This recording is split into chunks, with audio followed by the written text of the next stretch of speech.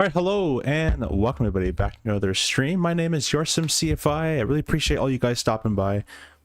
Today we'll be taking this Ryanair 737-800 from Dublin, which is MK Studios Dublin, over to, I believe, MK Studios Dusseldorf, if I'm not mistaken. It's also an MK scenery. I bought these sceneries on the marketplace. Or sorry, I bought the scenery on Contrail, and if you guys want to buy those sceneries as well on Contrail and show me some love, you can use the discount code down below. It's AF8529 for AF-8529 for 10% off. It helps the channel, it helps you save some money if you wanted to buy the sceneries. So really appreciate that. We're sitting here at Microsoft Flight Simulator 2024, and we will hopefully have a nice stream. I've never flown out of Dublin. This is my second day of flying out of Europe, so I'm sure I'm going to miss the transition altitude of these weird altitudes, but we're going to do our best.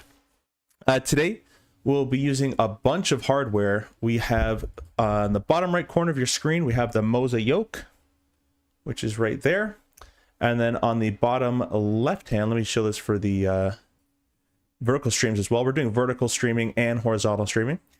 So on your left hand side in the horizontal, you'll have the Winwing PAP3, which is the 737 autopilot panel, and then above that is the PU Air Korea PLTB, which is all our lighting, which those should be off right there. So we're doing that, and as well we will be using on the bottom left there the PU Air Korea CDU-V2, which has the 737 faceplate on it, and you can save 10% on PU Air Korea as well on anything with PU A10 YourSimCFI. So all the codes and stuff are down in the description. I want to say thank you to the channel partners who provide these codes for our channel members and channel viewers to use. They're all down there below. Thank you for joining me on this Saturday night, and I really appreciate that. We have Flight Sim Gaming flying with us as well. Flight Sim Gaming is a really good close friend of the channel. I think he's flying a 320 if I'm not mistaken, and yeah, he just had to restart due to GSX, and honestly my GSX isn't working correctly either right now, so we're just gonna have it push us back and call it a day. But we'll say hi to you guys in chat. I really appreciate all you guys stopping by in chat, and be sure to go check out Flight Sim Gaming as well. You know, go show him some love. You guys can, you know, press likes in his videos and press like and all that kind of great stuff on his channel. We got Aviation Bros. Welcome, welcome. Thank you for stopping in. He says, hey, everyone. WX says, howdy. Lucky says, evening. Boeing, welcome, welcome, welcome. Aviation. David, welcome as well. David, I think you're still on the most comments of the year. I'm still pretty sure. So thank you for doing that. SNA, welcome as well. Flight Sim, there he is. Flight Sim Gaming. There's Lonnie's in a 321. Controllers are online, which I'm actually pretty surprised about. So with the controllers online, we're going to do some navigraphing and read some through some charts and see how we don't get yelled at. You know what? Why don't we do that now? Let's bring up Navigraph so you guys can see. The vertical guys can already see it. This one right here. I want to put this right dead center, and I'm going to forget it there, so you guys tell me in the comments when I do. But let's go and press the Dublin. Press reference. Actually, we'll press taxi. Airport briefing general. Shall ensure all times aircraft operate. Da da da da. Yeah. Departure clearing. Yeah. Let's go to the departure section. Departing aircraft. Mode S transponder. We'll say we have that. Set aircraft, which we should in the 7.3. Immediately prior to request pushback or... Aircraft identification, and when received, set assign mode A. Okay, so we'll turn it on. Set aircraft identification, and when received, set assign mode A. So basically, as soon as you get a transponder code, set it on. Immediately prior to request for pushback or taxi, or when advising clearance delivery that you're ready for push and start, whichever is earlier, select automatic mode, or if automatic mode is not available, select on and transponder. So we'll get turn basically the transponder on. Only when approaching the holding position of the departure runway, we'll select DCAS TR. Yeah, we know to do that normal procedures anyways. Blah blah blah. Use of runways parallel when winds are... Alright, yeah, a bunch of just local stuff that we don't really need. That's pretty much it. I mean, that didn't seem too complicated. We've got some speed restrictions between holding fix and IF. That's fine. Airport, there's the departure. least it says departure on it. Oh, we need a TSAT time. Oh no, I have to deal with this in real world. I don't want to do this here. I hope they don't do this here. They don't want to have a TSAT time. All this crap. Startup and pushback sequence is based on TSAT sequence. The following rules apply. Pilots should report ready to push and start. ±5 ATC clearance should be received. Yeah, we do this at the airport. I fly out of real world. So we know how to do that. In real world, our company takes care of setting up the TSAT time. So I'm not sure how we would do that in VATSIM. Startups contact delivery for ground at min 15 minutes before startup. So for clearance, we'll do that. Departure continued. CAT CD, that's us. Takeoff shall be comply with the procedure below, which is based on noise abatement, departure, climb, cane, takeoff thrust V2 plus 10 to 20 at 800 feet, and while maintaining a positive rate of climb, body angle is reduced. That's I've never heard it said like that. And flaps shall be retracted on schedule as aircraft accelerate towards. Okay, so at 800, usually it's 1,000. Power thrust is reduced during the flap slot retraction sequence at a point that ensures satisfactory acceleration. Yeah, it's just noise abatement stuff. No one cares about that in the sim. Data link. All right, but for the most part, I think we're. Other information. Pilots should advise the earliest possible their ability to accept an instruction takeoff. Can't do that. Aircrews taking off 28 left. Advise to ensure that all the correct runway before commencing takeoff run. All right, cool. I think that's enough of that stuff. Put that off. Michael says 737-24. How well does it work? Honestly, I've been doing some landings with it. Haven't been doing too many full flights, but it works pretty much just fine from what I can see. First time viewer and I catch you on a live. Awesome. Hey, well, thank you so much for that. I really appreciate you stopping by, and hopefully it's not the last time. Simple Takeoff, welcome. Thank you for stopping by as well. And Simple Takeoff is another fellow streamer. Go check out his channel, guys. He has a lot of real world aviation spotting type stuff and a lot of simulation stuff as well. He's also working on his licenses currently. So jump at the flight deck. I currently only have the battery and ground power selected. I don't think I have. Do I have any view? Oh, look at that. I'm a prepared streamer today. I got my views set up. All right, well, let's take a look at the overhead panel real quick. We're going to go up here and go to our IRS switches and select them to align. Wait for the on DC light to disappear. Align. We're not going to do any of the tests today, guys. We're going to say this is a through flight, so it's not a first flight of the day. We don't got to do the stall test and all that kind of stuff. We're just going to say the airplane's flown. We're picking it up from someone else, which at this late of the day, it most likely would have been. The mirror slates can be armed as well. That's all good from this portion. No smoking, whatever that's called, can be turned on. This is all good here. I'm just going to make sure all my lights are synced on my... It looks like they are. Okay, so I'll show you guys the PU Air Korea real quick. That's the PU Air Korea right here. So I'm going to turn on. I don't think it completely works, but I can go steady, off, position strobe, off, steady. Pretty cool. We'll go to steady for the time being. And that's it for that. Looking at the top, window heat's all off, probe heat's off, everything is turned off, I believe. That is where we want it. Forward and aft entries are still open. That's looking okay. And all of our pressurization and air conditioning for the time being is kind of set the way we want it. No need to be taking anything from our bleed air on the APU. We'll set our cruise altitude and our pressurization now. We're going up to 37,000 feet. I'll set that now, and our landing elevation. Just gonna grab that now because it'll just be taken care of. It's about 120 feet. Call 150 is good for me. Let's check going to manual mode. You can see we can close the outflow valve manually. Go back to auto. It should go full open, which it does. Sweet. All right, let's get to FMSing. So let me go ahead and change my camera so you guys can see the PU Air Korea FMS.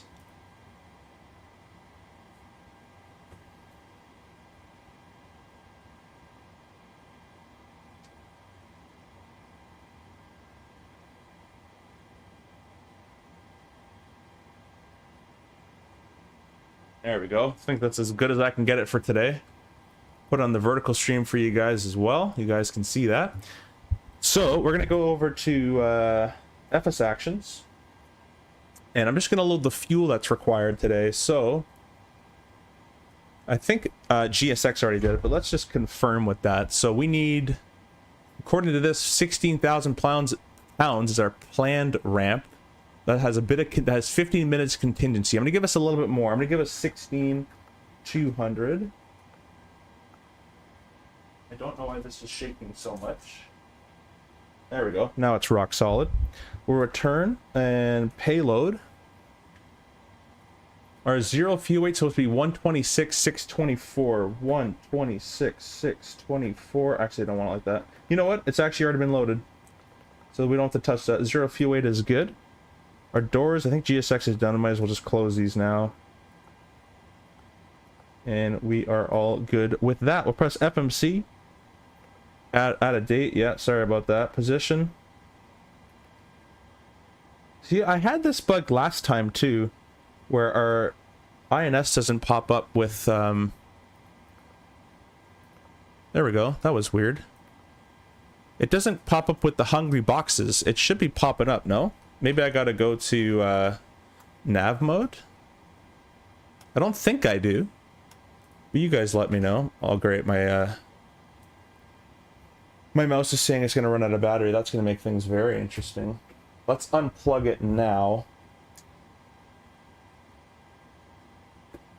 I think this is one of the bugs that I've encountered from it not really being supported on 2024, is this like INS stuff where it doesn't have the hungry boxes in cold and dark starts.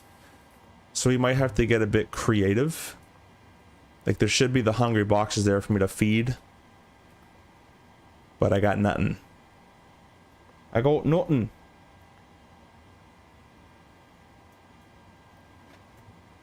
Check your comments here. Billy, welcome. How did you get that ported over? Just copied. That's all I did. Yeah, you're not really supposed to. Like I'm already encountering this bug here. Why are you using pounds? Because I'm a pound guy. I love pounds. In the airplane I fly rural, we use pounds, so I won't be bothered with kilograms.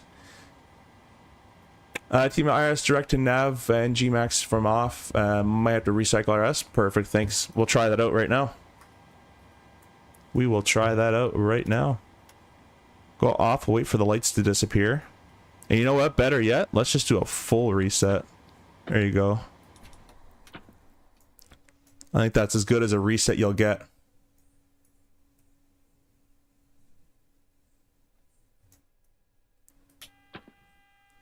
Yeah, we got the GPS coordinate. That's not the problem. The problem is it won't let me give me let me feed the hungry boxes on the FMS. There's the coordinates.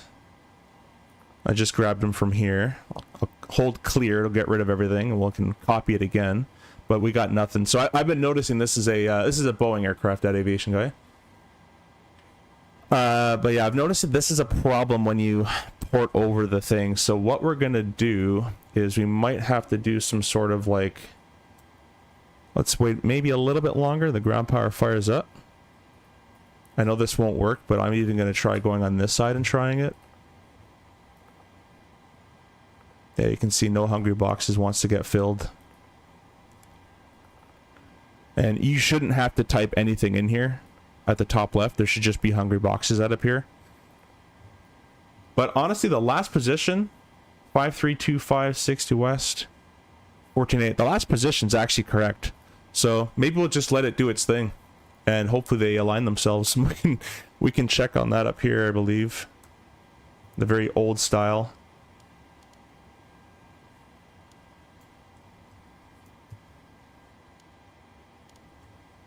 There's a 03, so 3 minutes. We'll wait for that to kind of come online.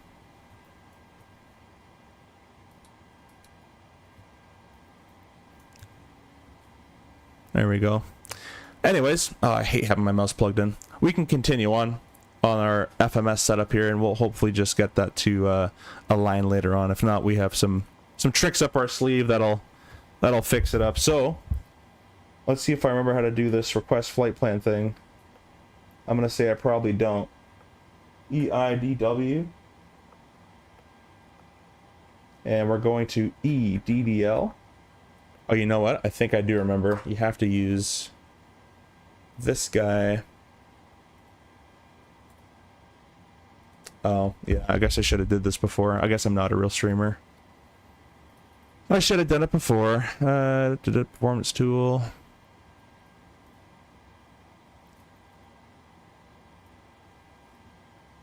Let me do this now. You guys chat amongst yourselves. What if you select the actual gate number on gate? Yeah, you can't. It doesn't matter, honestly, David. It should have the hungry boxes regardless. You can go test it in 2020.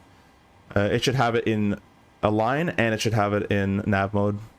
I could try it, but it shouldn't make it. It won't make a difference.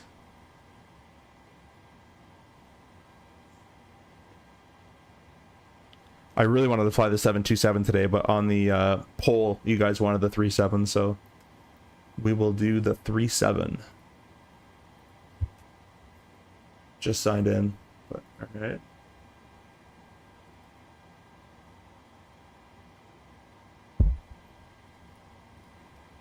Oh, that's not good.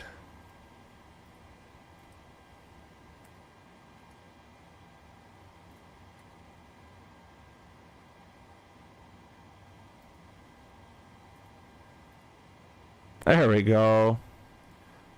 Is it EDDF? Oh, it's the alternate. I was looking, I'm like, wait a minute. All right, that's all loaded in. Don't worry about that buggy thing going on. Let's try this now.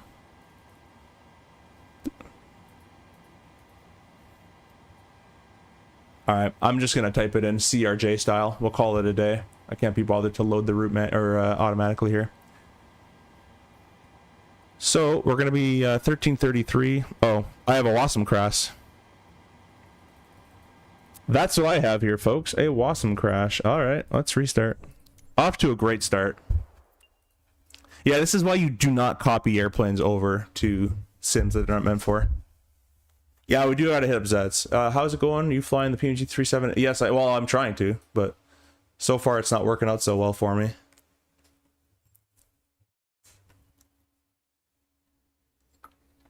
If it happens again, guys, we're just gonna go right to the 727. That's my new, like, favorite airplane in the simulator.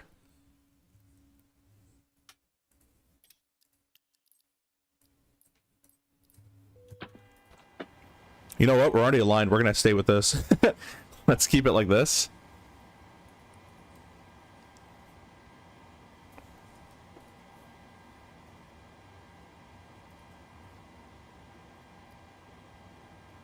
Alrighty. Let's do our fuel. 16.5, something like that. And our payload was 126.6 in the zero fuel weight. Put that in there. In it. Some of the buttons aren't lined up properly, unfortunately. We'll go up here. We'll press, they're already on nav, so we don't have to do any of that. Awesome. Let's see if the requested route still not in there, so we'll just type it in manually. EIDW-EDDL or 1333. I'm not even going to touch that tablet. That tablet probably breaks it, so we're not even going to touch it. And we're going to Enter 1 via end EQ.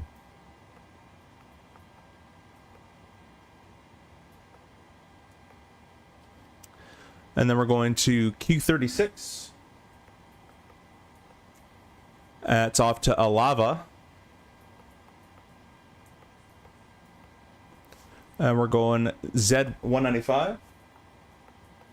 Sorry for the shaky cam, but you got the FMS in front of you. Hopefully you can see better on the actual screen there. To Malud.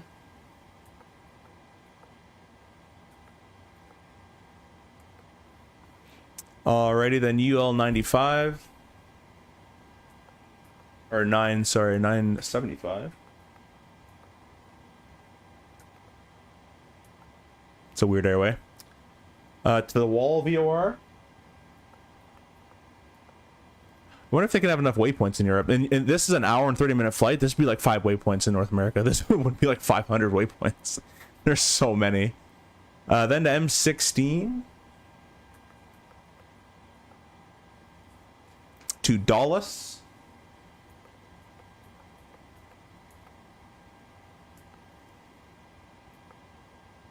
Let's go L603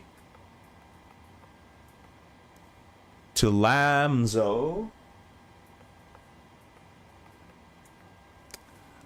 Getting tired here. We have a change in altitude there. We'll let ATC do that. Then PAM. And then P62.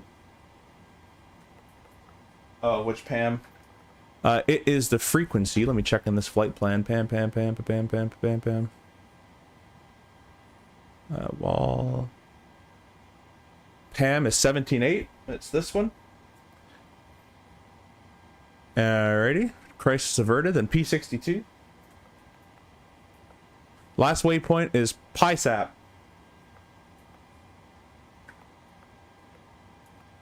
Activate. Execute it. Alright. You guys tired yet? Let's get the ATIS and let's see which runway we're using today. Looks like we're going to landing runway. Takeoff is 28 left. Alright.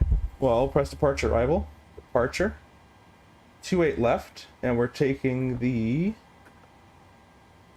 let's see here.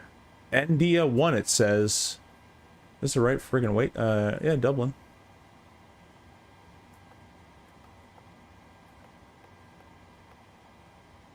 There it is. India 1.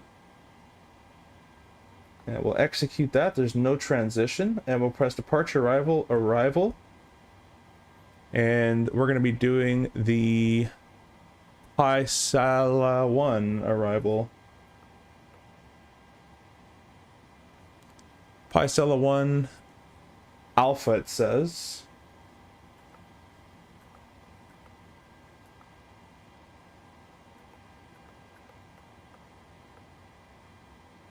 Oh, I think this is where my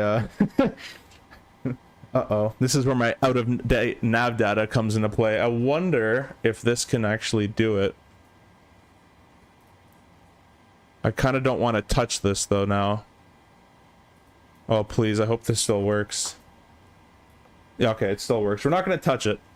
I'm just going to compare the star with the waypoints that... Oh, it's pretty much just from a waypoint inbound.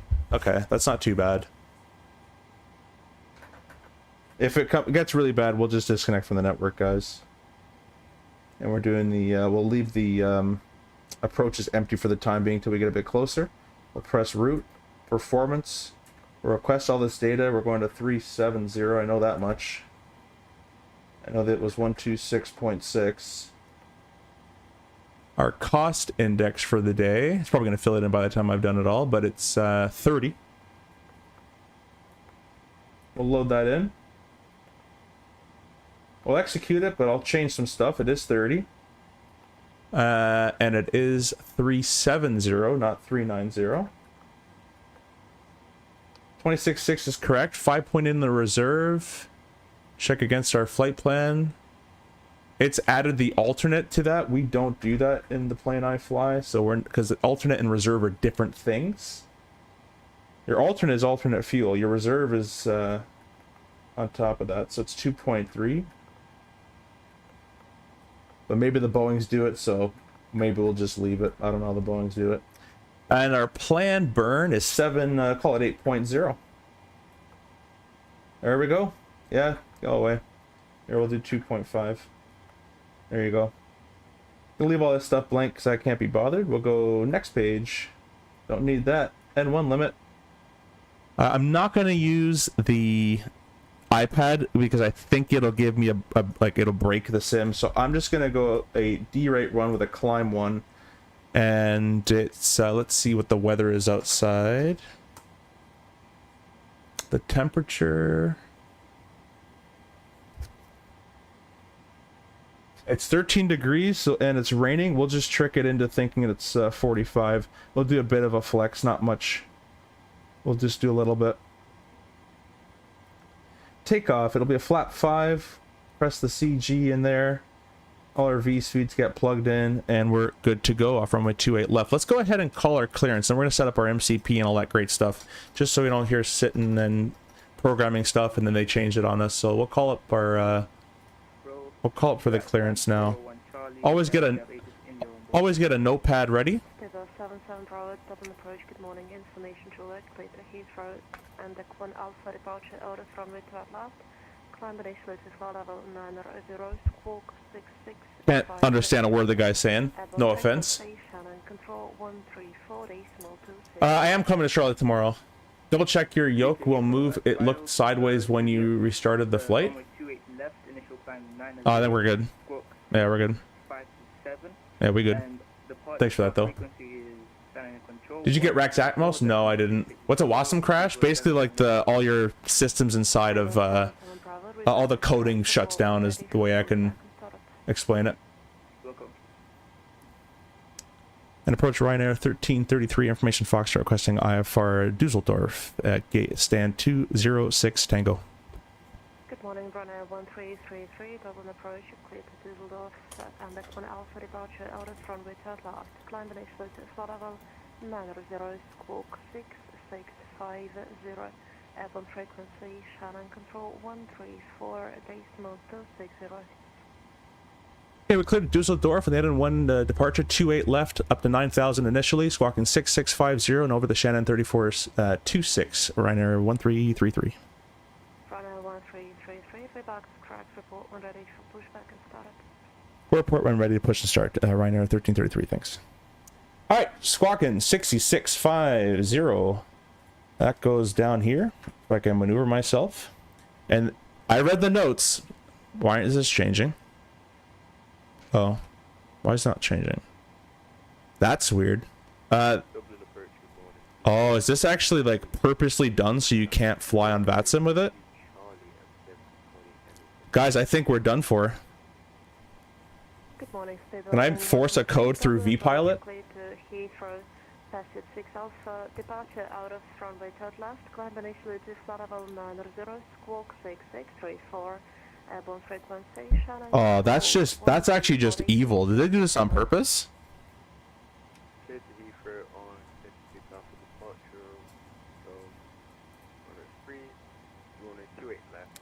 Guys, I might have to change to the 27. We just got taken out. On the vertical stream, Sergeant, hi, welcome. Did you did a walk around? No, I didn't do a walk around. I would try to get it in the vid for yet. Yeah, that one thinks that it's a bug. Damn. Okay, yeah, we can't fly this on VATSIM, guys.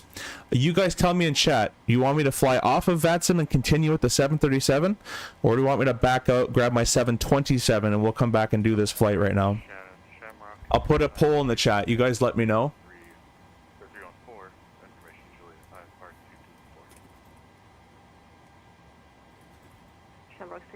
Double approach, good morning, clear to Dusseldorf, and the 1 Alpha departure out of runway to left, climb initially to flight level 90, squawk 6622, airborne frequency, Shannon control 134, decimal 260. Alright guys, the poll is up on the horizontal stream. You guys let me know.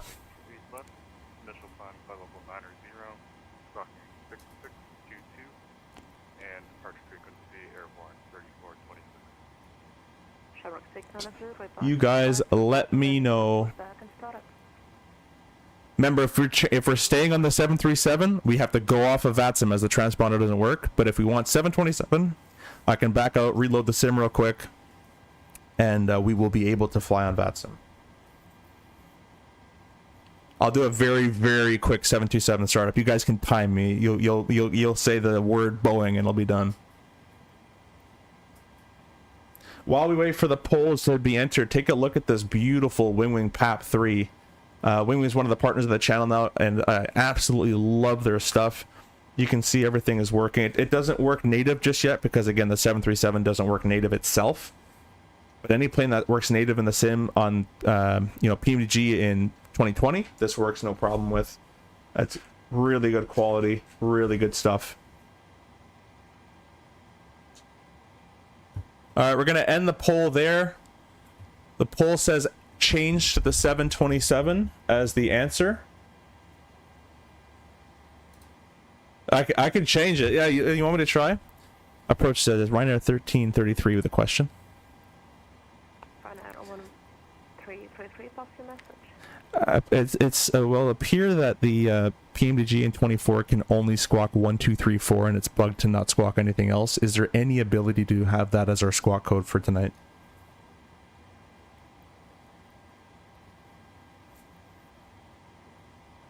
This is such a weird. 1333, squawk 1234. Squawk 1234. We're gonna be turning on. You let me know if you can see us as well. Thank you so much for your assistance. No problem. All right, that actually worked. That's hilarious. Let's make sure. Turn it to transponder. Mode C is said on from vPilot. Thank you, Dario, for even telling me that. David says plus if you stay on 737, they may be other. There probably is a lot more other bugs. Adam, welcome. Thanks for joining in. What about the iFly? We could do the iFly. The thing with the iFly, what is the problem? Oh, my PUR Korea FMS doesn't work with it, but we could do the iFly for sure. Other than that, everything else should work out. Well, we're squawking. It's 1234. The transponder's on. Hopefully no one else changes it in flight because we're screwed. We're initially cleared up to 9,000 feet. We just got a message. Oh, I didn't want to do a walk around. Go back inside. Stop. Get back inside.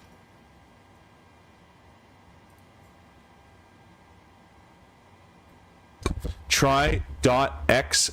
Oh, okay. Center just texted me a something I can try.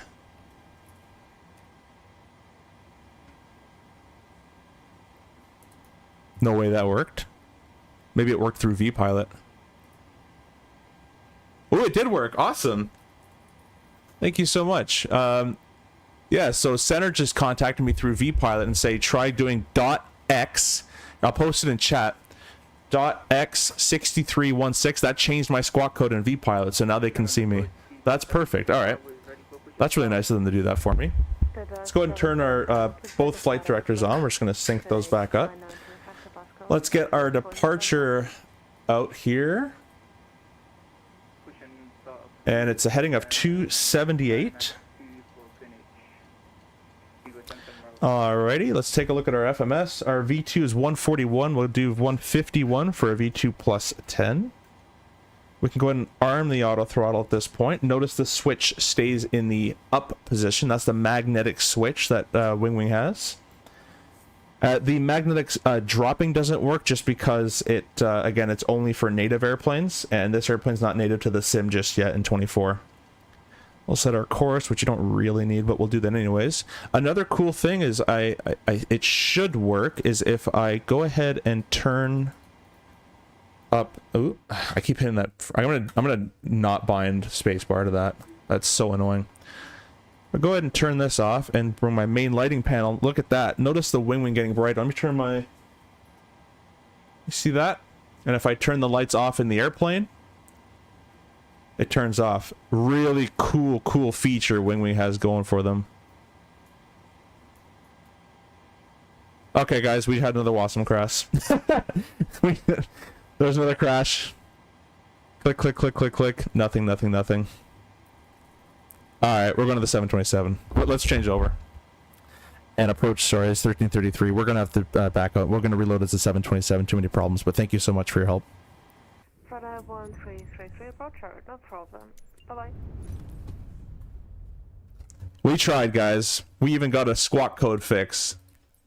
But I'm not doing a second Wasm crash, and then it's going to happen again, so we'll just change now.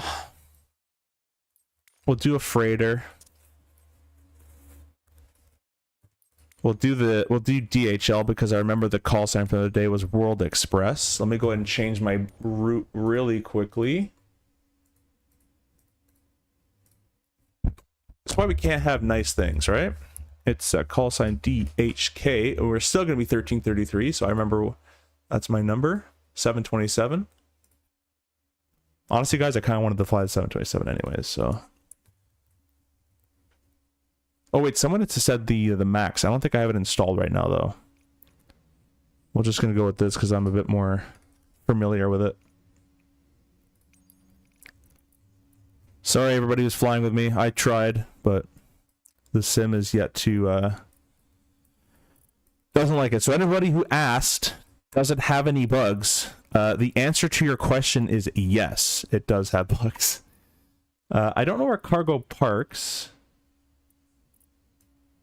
But 28 left is kind of over there. So maybe we'll just park over here.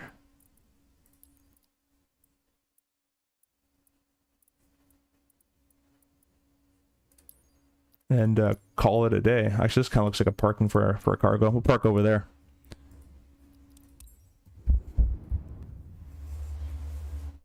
Yeah, gamer, I don't have it installed right now.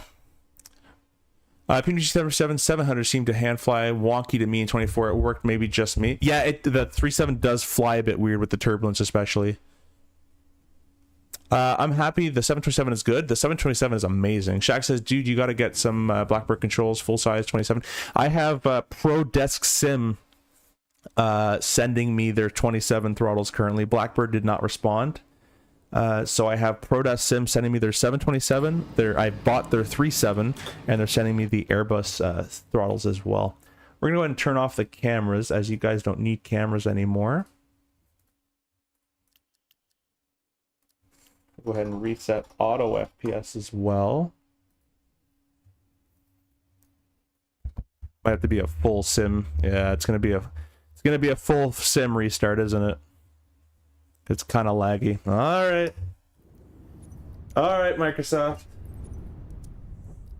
We'll give it to you. I'm sorry, guys. This is what happens when you stream things that aren't supposed to be streamed. So appreciate you guys waiting, and if you can't wait, no worries. I understand. I wouldn't watch this either. Yeah, that guy, controller was an awesome guy. Very nice guy. Restarting the sim now.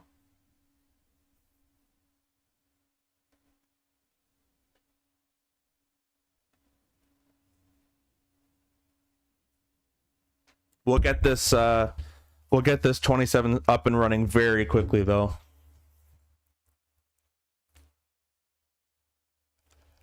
IM says I missed the 37900. Yeah, I never owned that. I just own the 800. I don't care for. And FO Pilot Depth. I don't know if I said hi. I think I did, but if I didn't, FO Pilot Depth. Welcome. Thanks for saying hi. Another fellow streamer. Okay, so check him out. I'm gonna go turn the air conditioning on when this starts up. Good thing is 24 starts up very quickly.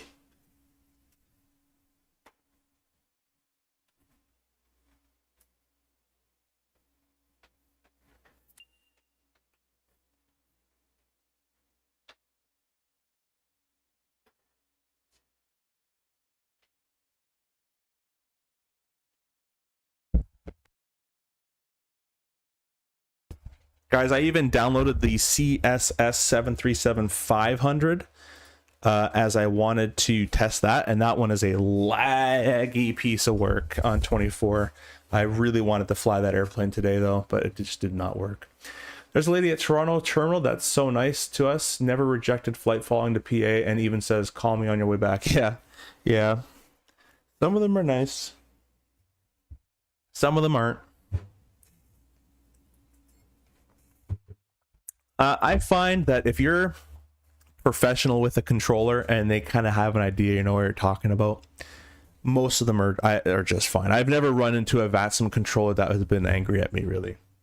I might have had a over here on VATSIM we do this because it's a bit different sometimes, the rules, or you know, that kind of stuff. But yeah, so Lonnie, if you're still here, are you still flying with us, or do you have to go now because it's a bit late? No worries if you can't.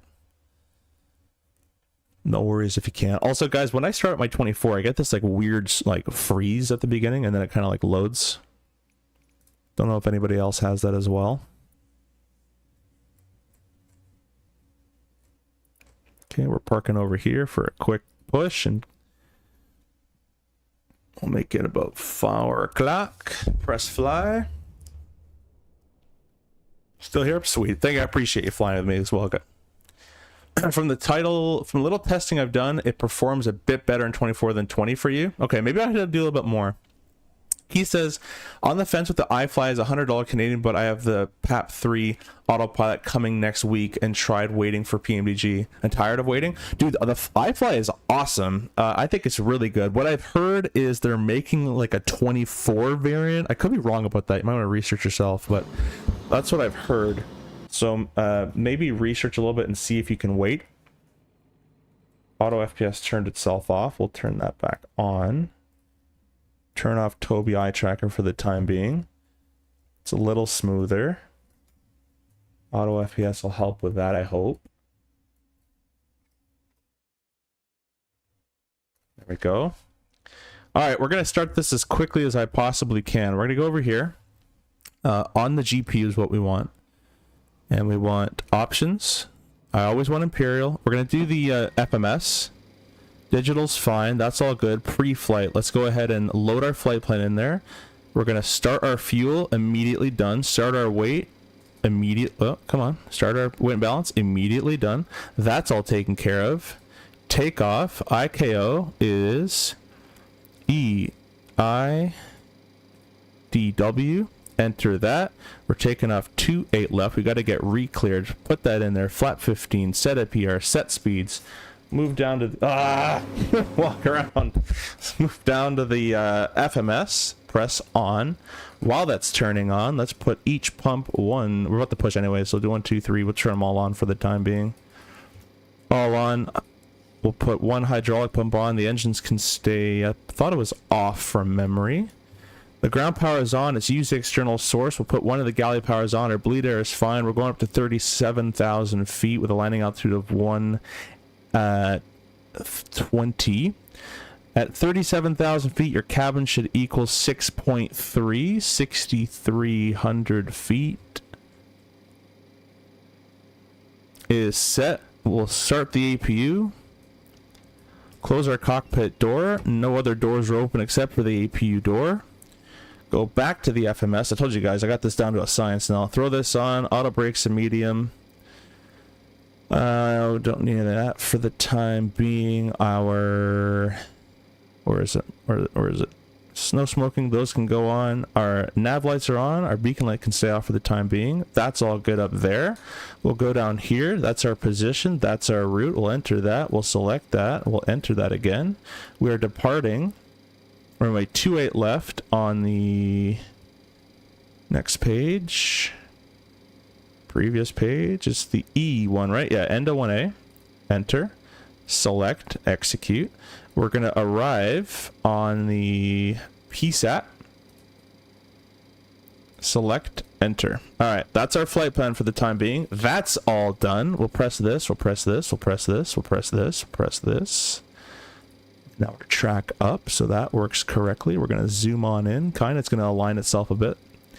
Leave that on the nav page, and we're going to call and reconnect to VATSIM. We are now World Express 1333. Oh, we're not a 737. We're a 727.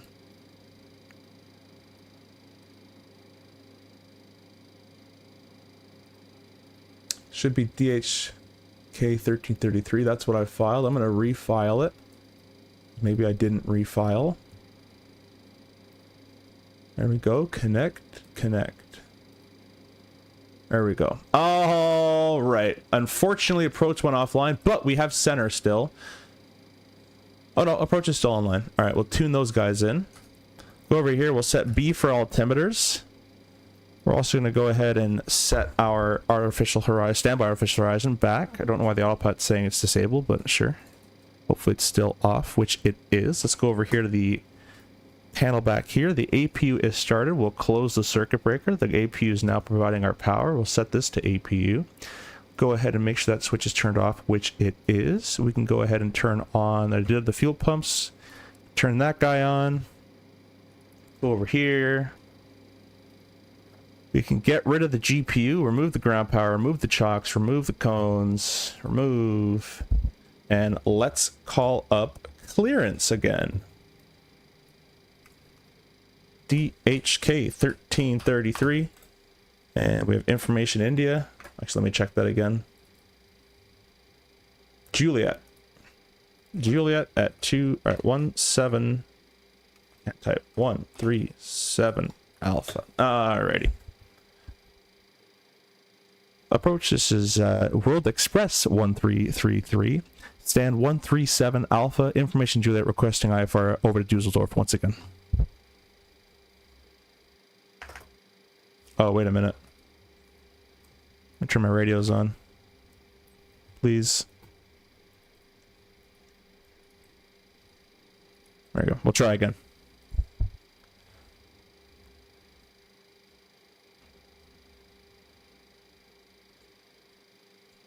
And clearance World Express 1333, stand 137 Alpha, information Juliet, requesting back to Dusseldorf.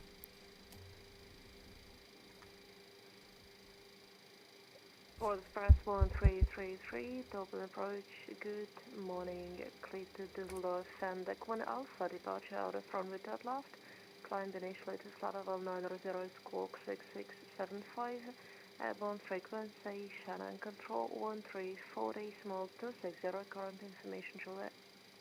Okay, we're cleared again to Dusseldorf on the end of 1 Alpha, 28 left, up to 9,000 initially, squawking 6675, and 3426 for Shannon. World Express 1333, thanks. World Express 1333, reback is correct, report and ready for pushback and startup. Report ready for push and start, World Express 1333. Alright, 9,000 set in the altitude there. We're going to go ahead and press the arm button so we don't blow through that. Oh, can't do it without the autopilot on, that's fine. We're squawking 66... 77 Bravo, cleared for take a front with third left. 26. 13 knots. Turn that to on. We're good to go there. We are basically good to push and start from the time being that I can see. Thank you. Let's go ahead and set this to GPS. And heading of 278 is initial. And we are good to go. And ground World Express 1333 is ready to push and start. Gate 137 Alpha. World Express 1333, South Cook Charlie, pushback and startup approach facing west, connection on the 92 hectopascals. Face west and we'll squawk Charlie, World Express 1333. It should already be squawking Charlie. It says it is on VATSIM. We'll put on alt there for itself. They want us to face west, which is to the left, which makes kind of no sense because we have to taxi that way, but we can do that. Approach Shamrock 45 November, stand 313 with India, pushing step. Shamrock 45. Have you guys seen a faster 727 start? Startup approach, dark release point echo, connection on the 92. Oh, it needs the parking brake set, doesn't it? Pushing set approved, release point echo for Shamrock 45 November. Dublin approach Shamrock 692, information Juliet, ready for taxi. There we go.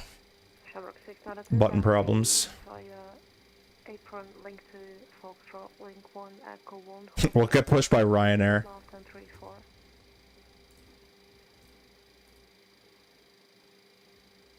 Yeah, ever since SU3 free run. Yeah. Apron link 2, Foxtrot, full short of runway 28 left and 34. Someone just spawned on me, controller, not doing anything about it. All good though. That's funny.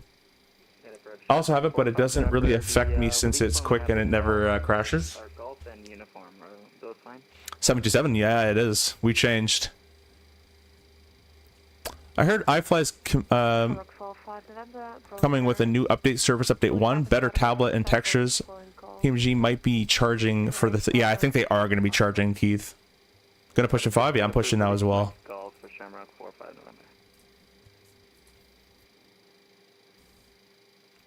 Let's see, everything up is there. Is a good. We'll press beacon on that. We'll go the window heats all on as well. We'll open all these engine start covers. And we're pretty much good to go. Just waiting on this ground guy to get going here. Oh, he's British. You hear that? Locking, eh? Kind of funny.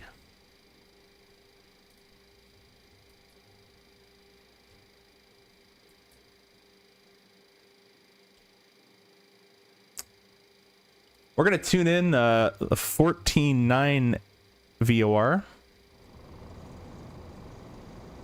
Departure Air Wing 9, actually, Romeo ready for taxi. And we're going to do a course of 94. Facing west is nose left. Join left runway 16, hold short of runway 34. Taxi link 4, hotel 1. It doesn't really make sense. He might say tail west. I'm going to ask him. Euro wings 9 are actually roll. And ground World Express 1333. Just confirm face west or would you like tail west? World Express 1333, face west, sorry. Okay, we'll face west. World Express 1333. Alright, that's nose to the left. Make sure that compass is correct. It should be, yeah, because that matches the heading. Alright. We can do that.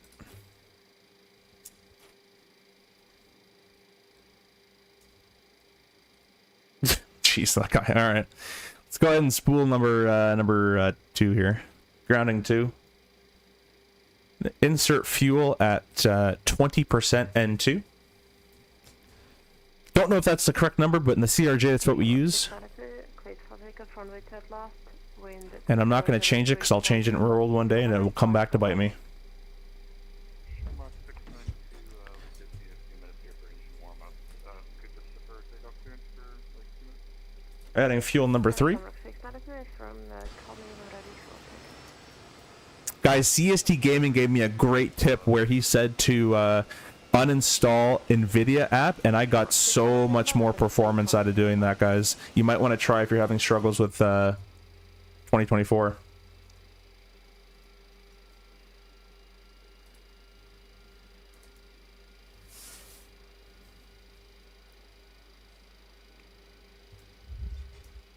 We have the starter cutout, starting 2. Let's go ahead and arm our anti-skid before I forget about that guy too. Come on, guys. That was a pretty quick startup. I think I redeemed myself. Raid, thanks. Thank you, Raid. I think it's a good choice as well. What plane? 727? It is a 727-200. Yeah, the freighter version. That is correct. The thumbnail's wrong. I'm probably going to go change it later.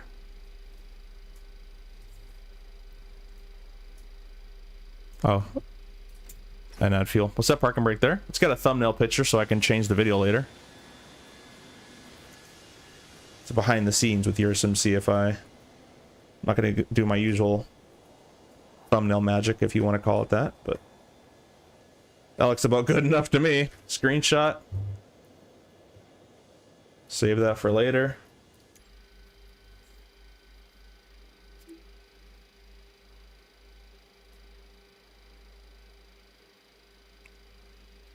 We'll discuss this departure in a sec, guys. It's basically just a climbing right turn. Starter cut number 1. While that's starting up, we'll go ahead and discuss this a little bit. We are doing the end of 1 departure, which is basically climb 278 above 3000, passing DW-108. Then it's a right-hand turn direct to the Dublin VOR, which it's below 9000. We've been cleared 9000. Well, 094 inbound, and then over to Ogov, and then we're taking it over to NDQ, I believe. Yes, that's where we're taking it. Let's just make sure that our FMS agrees with where we're going here. Direct. Ogov, NDQ. Yep, that's what we got. We'll leave it on this page. And we'll be good to go. Add fuel number 1. Wing Standard X-Ray Romeo, are you ready for departure? Yeah, we're ready to go 9 X-ray. Skymaster, welcome, welcome, welcome. Hope you're doing well, my friend. Watch a little bit of your stream earlier. Did you delete your NVIDIA driver or no? Our fuel number got... try that again. We'll go on number 1. Take off 2 left, 0 wings, 9 X-ray Romeo. Lonnie, wait for me, buddy. The hell, man? Just because I've changed airplanes 3 times.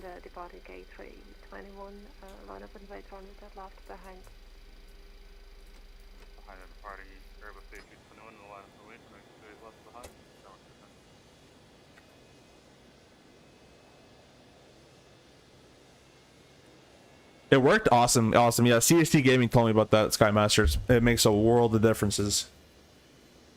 By the way, Skymaster, if you don't have the 727, you should do yourself a favor and buy this thing. It is so friggin' awesome. If you like the older style airplanes, it's amazing. You can still do RNAV, what's it called? You can still do SIDS and stars and all that kind of stuff as long as you put in the FMS variant, which I'm trying to show you with my mouse. There we go. As long as you put in the FMS variant, you can do it. It's a fully functioning FMS. It's really good. Starter cutout number 1. Let's close that. Let's go ahead to this panel. Close. Gen 1, please. Thank you. Goodbye. Hydraulics can all be turned on. I'm going to turn off the APU. And the packs can be turned on. And we are ready for taxi, guys. And Gravel Express 1333 is ready, taxi. South Squawk 6675, mode Charlie. 6675, we're showing Charlie, World Express 1333.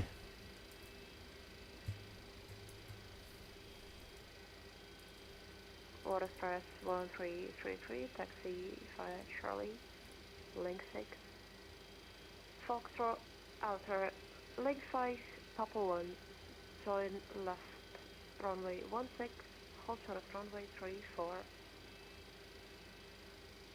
Okay, we're taxiing Charlie, lane 6, Foxtrot, outer lane, lane 5, Papa 1, onto runway 16, and then short of runway 34 for World Express 1333.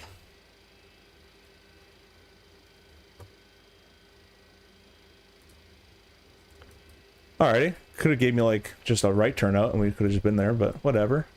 Let's go ahead and find where we are here.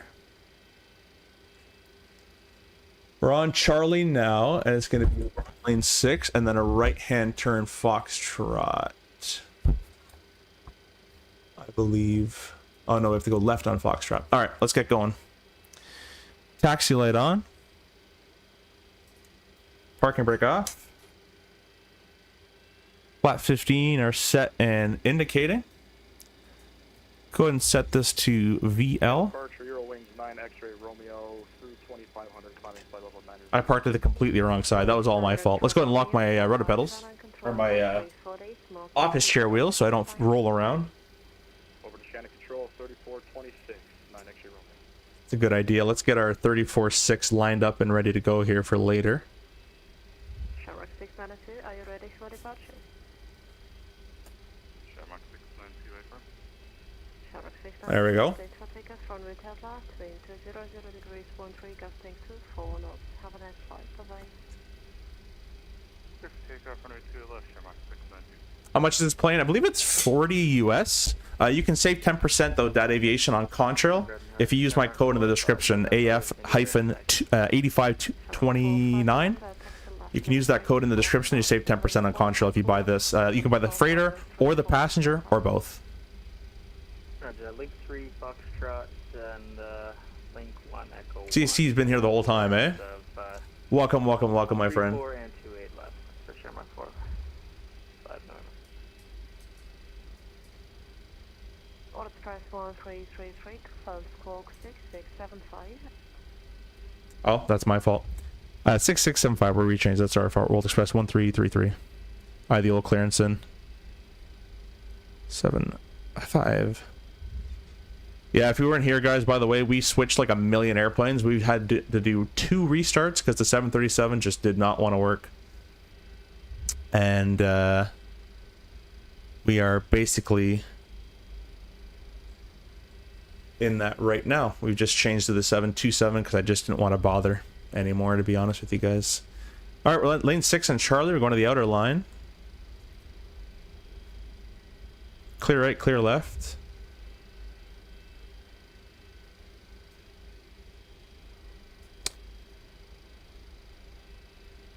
I mean, see, at least you know I'm not lying to you. Just like real life, exactly. I actually have 4 flights coming up tomorrow. Actually, no, I have 1 flight tomorrow. I had 4. I dropped them. I changed them out.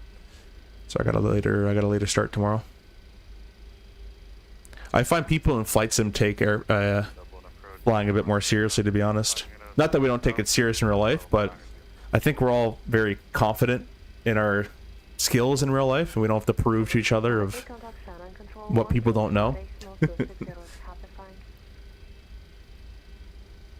Shannon Control 134, that's 1260, Shamrock 692, have a good night. Thank you.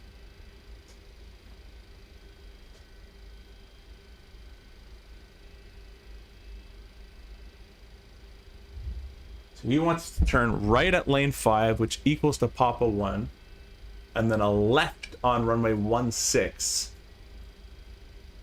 So that's right here. Let's go ahead and do that.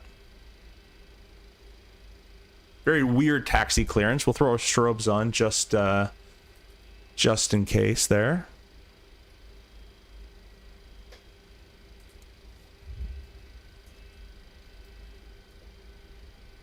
Clear left and clear to the right. We'll throw our probes on as well.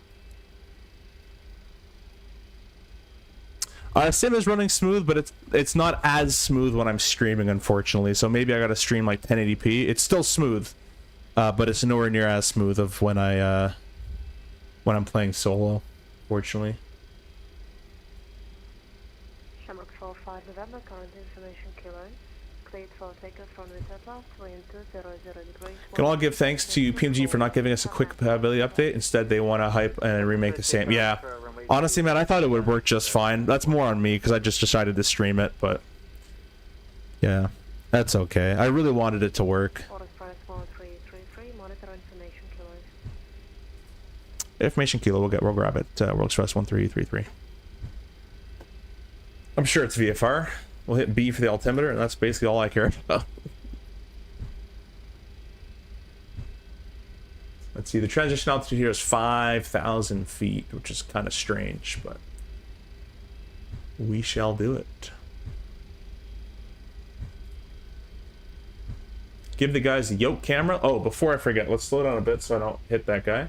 The other thing is, let's turn this panel to flight before I forget to do that, and we're not pressurized through 10 after, which I've done many a time. Thank you for the subscribers. We picked up a couple there. Thank you so much.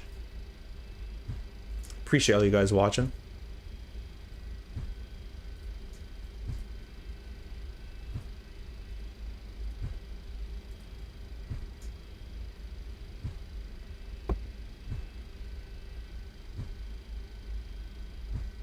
I'm gonna press reset on auto FPS and hopefully we get a better frame. We're not really doing too hot in the frames currently. We got about 50. When I play it, Price 1333, behind the departing A330, line up at rate 100 behind. line up 28 left behind, World Express 1333. Alright, haven't been cleared takeoff, but we're cleared lineup and wait. Those can go on. That can go on. Ignition can go on. Flight's already been done, so we don't really have much to do there. I'm gonna slow down for this turn.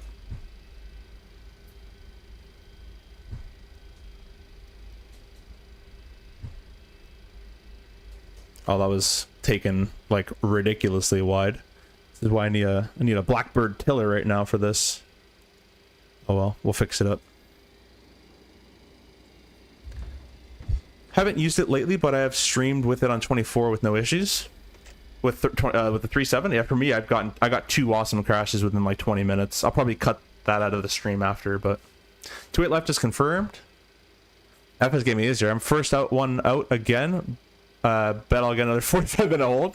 That's it, man. There's no rush in aviation. Whenever like people are like, oh, let's speed up, whatever, I'll speed up and we get slowed down by ATC anyways later on. There's no rushing in aviation.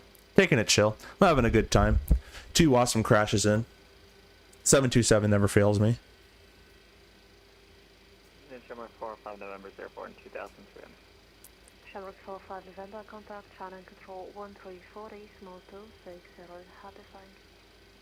134260, Shamrock 45 November Airport. 3426 is what I need. Not 6. Order price 1333, cleared for takeoff from return lab, wind 200 degrees 13, just thank you for knots. Have a nice flight, goodbye. Thank you very much. Thanks for the awesome service. We're clear takeoff. 28 left. World Express 1333. Alright, I'm just gonna dial that very quick. You're not supposed to do this in real life at all. We're doing it here. Boom. Alright. Lights cannot go on. Nothing. No one sees, no one sees. Got an EPR of 202.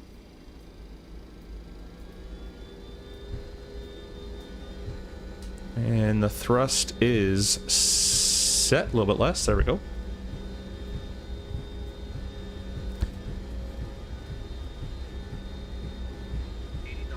That's checked.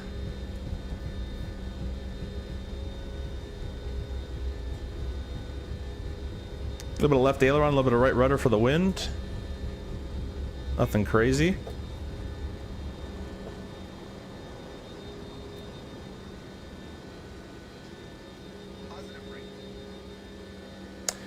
Go gear up.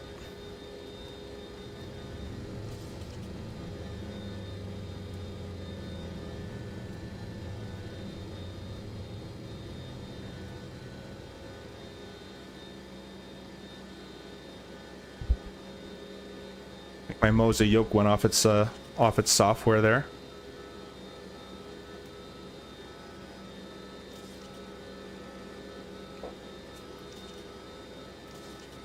And approach Royal Express 1333 airborne. Order Express 1333, contact Shannon Control 1340, 0, have a 3426 Royal Express 1333. Thanks. Other climate advisory now 122 decimal 8, bye bye. First advisory 122.8, 0, Shamrock,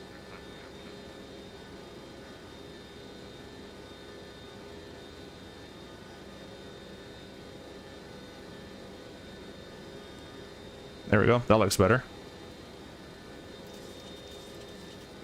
Shannon Royal Express 1333 3000 climbing 9 flight level 90. Royal Express 1333, Shannon Control, good morning. Identified, climb unrestricted, flight level 230.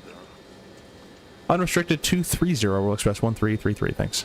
All right, autopilot's on. We're about to put it into IS hold. Let's go ahead and do that really quickly. We'll bring this up and IS hold. Alt cell. Actually, I'm gonna turn that off because I gotta dial the altitude first. 230. Alt selected. There we go. Royal Express 1333, clear direct to end deck. Direct to end deck. Royal Express 1333.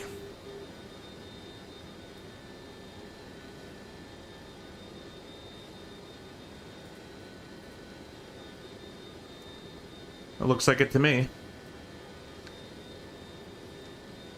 Alright, we're at climb 250. We're above the transition altitude, so we'll hit B. I don't do it for me. Alright, we'll do it here. 29 and 92. We're supposed to do it on all three altimeters. I don't know if I have enough time to do all that, but we'll try. We're on IS hold, I believe. Yes, we are for the climb.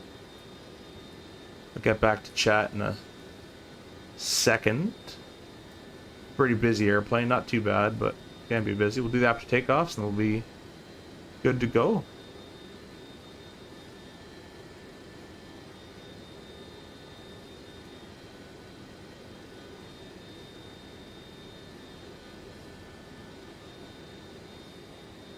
I'll put that one close, whatever. Close enough. Gear up and off. These can get turned off. Going up to 290. That's been turned to flight already. We're doing pretty good. And put that over there. Alrighty. Let's see. When are you guys gonna get me rated for this plane? I want to start flying, but I want to do it right. I don't know if I don't think I'm doing it right. I'm just having fun. You're so good, man. Almost like you do this for a living. Yeah, I know. Sometimes. I try my best. Some reason the 24 and TAA, when I go into free look and sometimes showcase mode, everything gets sharpened like crazy and it looks really weird. I don't know how to fix that. I don't know how to fix that either, gamer. I think what you might want to try, honestly, I wouldn't know what to do. Maybe NVIDIA drivers, you can try up, make sure you're updated on the latest driver. I'm not too sure. I've never heard of that one. You guys are making jokes. Hey, look, see, he doesn't even have to look out the window, right? It's called IFR flying, boys. I'm not in a little baby bus. You know, Toga, Flex, SRS runway. I can't talk to chat until above 10. Yeah, whatever. Whatever. There's, speaking of above 10, we are above 10. This thing climbs quick. Let's go ahead and accelerate. So we'll put this back to vertical speed. Bring this vertical speed down to about roughly there's about 1,000 or so feet per minute, 1,500. We're going to accelerate up to 300 knots. Going to set up our climb EPR to about 1.9. Around there. 0.97 is fine.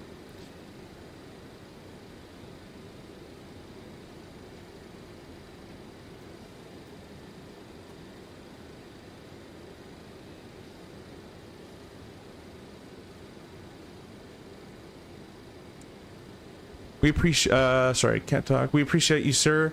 You're just as excited as we do in the sim when it works. Yeah.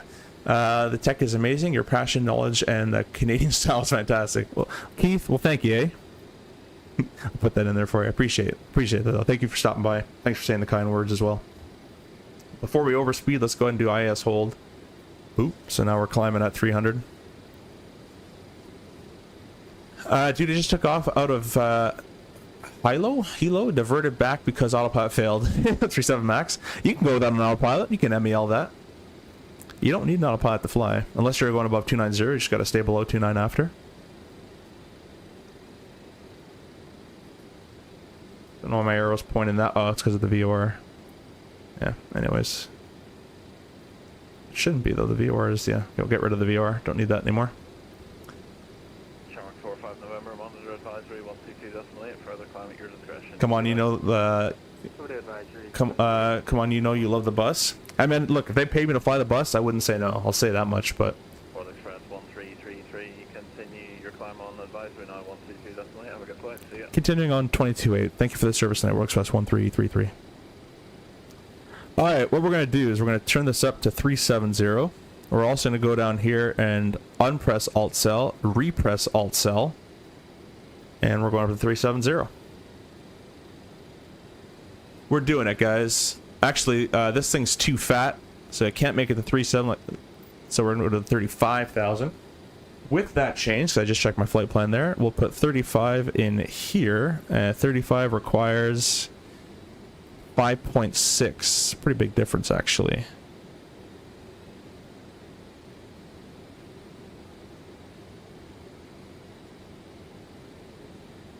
We're pressurizing through 10. It's all working as intended. And let's go switch over to 22.8.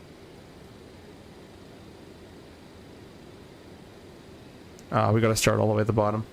This is my biggest complaint, is the carpal tunnel syndrome you get through from scrolling this thing.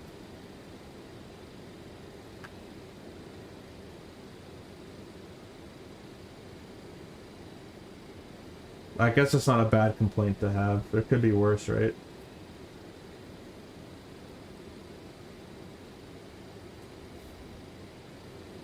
Alright, everything's going good. We're in nav mode, going towards NDAC. We're going up to 35,000 feet. We have an alt-cell. The autopilot's obviously still on.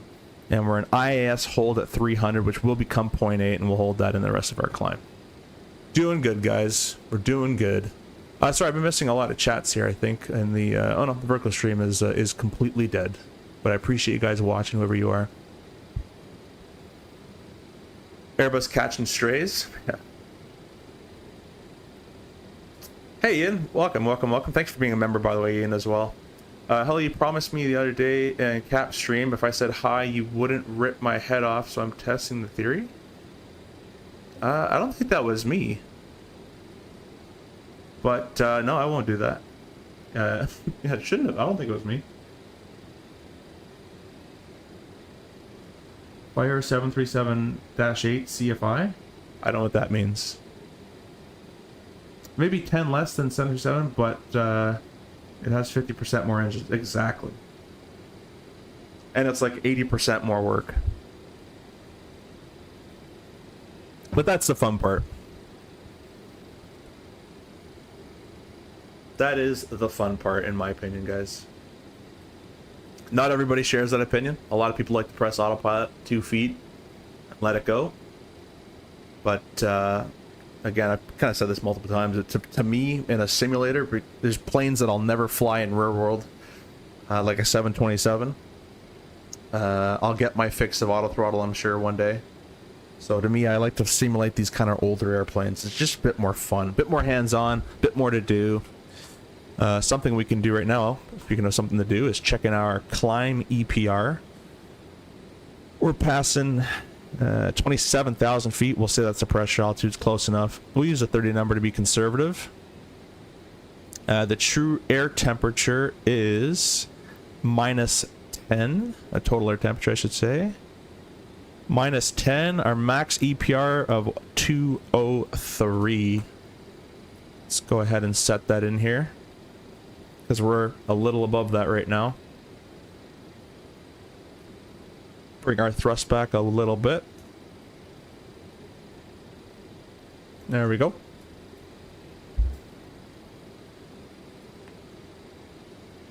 speaking of ripping heads off, did you go for Muay Thai? No, I didn't today. Today I actually went for a bike ride, about 2 hours with a girlfriend, and I texted Andre saying I can't do Muay Thai. I'm just completely destroyed.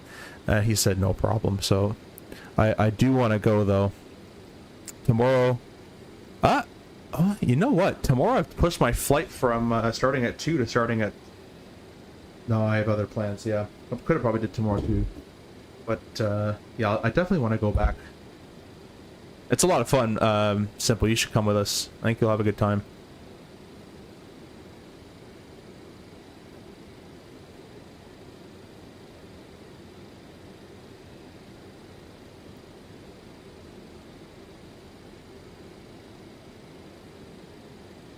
All right, well, it's about that time in the flight. We make about a funny radio call. I think we're roughly like 70 miles to the north. I'm just roughly, or 70 miles to the, let's see, to the east, roughly.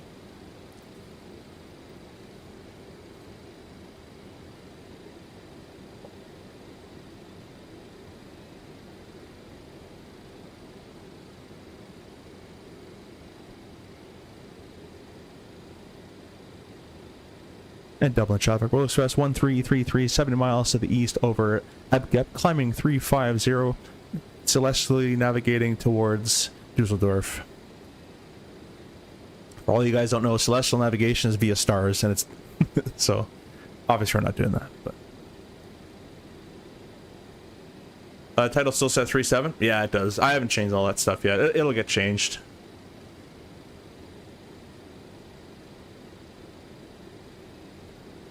Yeah, Ian, I still don't remember that conversation. Are you sure that was me? I don't really say I'll bite people's heads off on a day-to-day basis anyways. No, we're not meowing on guard. I hate those. I hate those ones. In real world, after 10,000, we're listening on COM 2 on the guard frequency. 21.5. And as soon as you go over to 21.5, you're hearing either meows or on guard. And then that's when the radio gets muted, because I don't need to listen to that.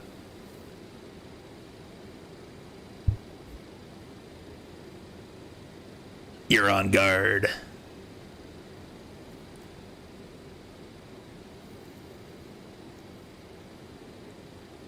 Oh. I just did that radio call on center's frequency. Oh, that's awesome. I love that for myself. Oh well, I think we're out of his range. That just means we have to redo the radio call. Dublin area traffic. World Express 1333, 80 miles to the east, flying celestially navigating towards Dusseldorf, 31, climbing 350.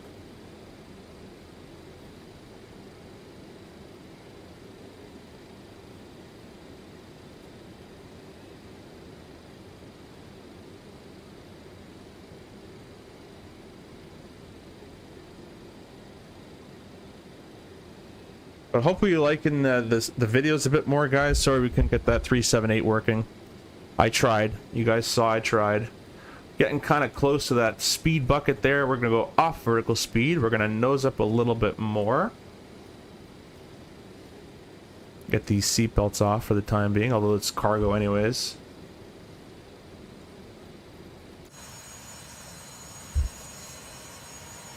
FA's called up yesterday and I didn't change transmit, so I said, hey, it's blank on center. Yeah. You know what? Knock on wood, and I'm gonna knock a million times. I have not made that mistake yet. Nor have I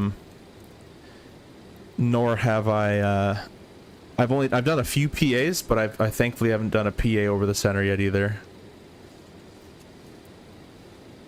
Honestly, in the RJ, it's kind of hard to do it because you really have to crank the mic switch all the way to the right, and then click the PA button. And if it doesn't go green, then you're not on the PA, and you have to be in the PA mode selector for the mic.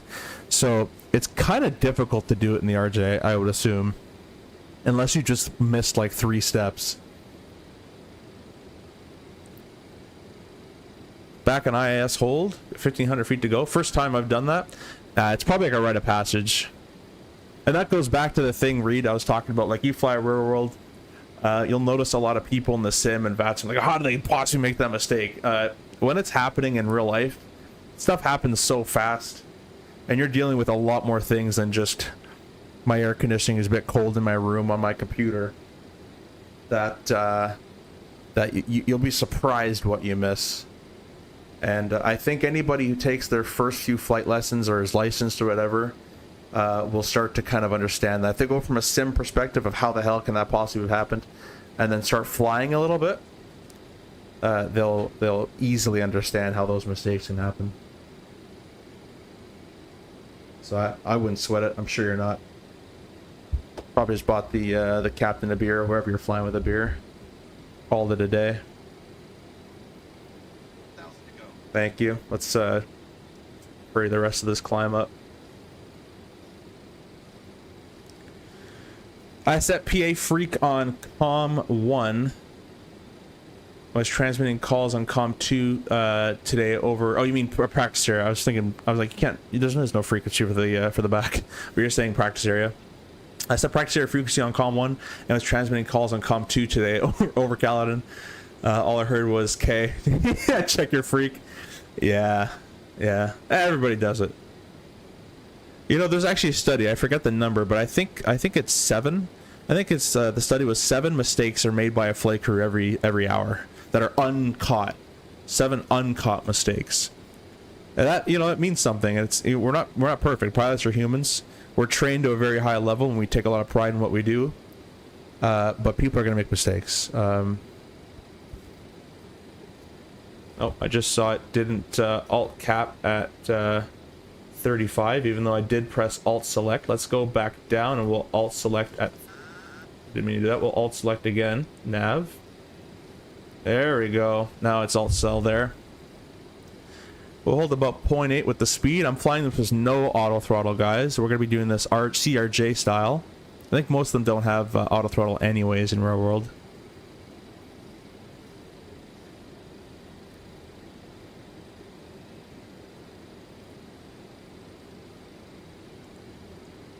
Still got a ways to go.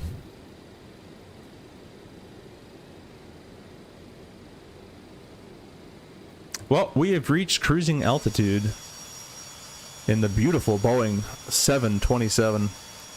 I cannot recommend this airplane enough. I know there's some hate for flight sim pseudos out there, and that hate is warranted, is well deserved, in my opinion. And in some cases, not like hate comments or that kind of stuff, but disappointment in the Embraer.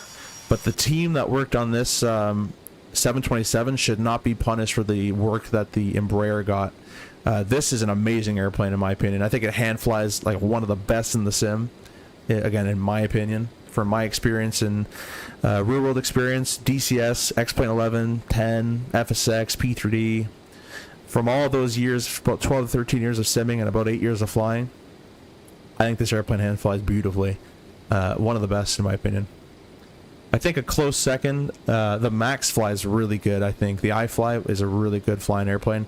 I've never flown a bus, so I can't tell you how good that flies. I had my buddy who does fly the 320 come over. He said it's actually not terrible, but of course you can't mimic the right controller feel with the stick and all that. And probably the fly-by-wire is probably a lot different in real life than it is in the sim.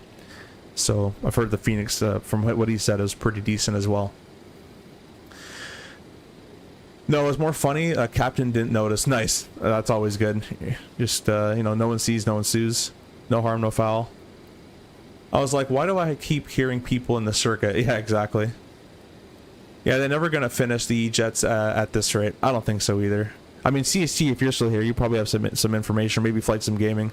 On you guys are more in the know on that kind of stuff, but... I talked to them at EXPO, and it sounded like they were very passionate about the Embraer, to be honest with you, but we just got to see some results.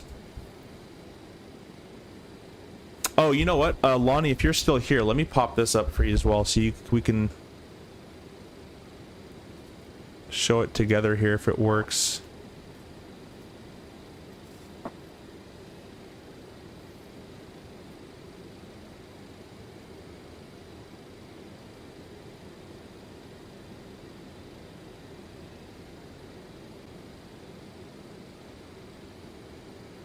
Stand by, I'm just trying to find it here.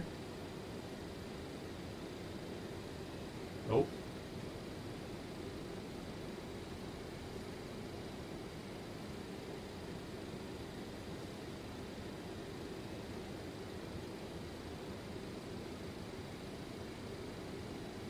Bring my power back just a little bit.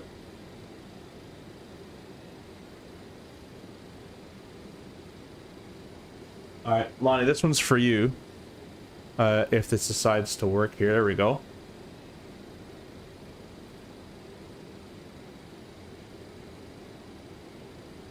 I'll just kind of do that. We're going up to direct. Where are we going right now? Next page.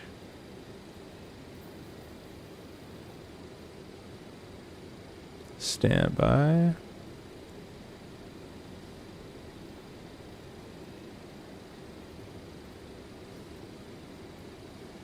We're direct MCT right now. So we were talking on the phone earlier. Let's say they had us hold at MCT, right? And you wanted to see how long you can last. So you go to the flight plan here. I'm using the JZA format.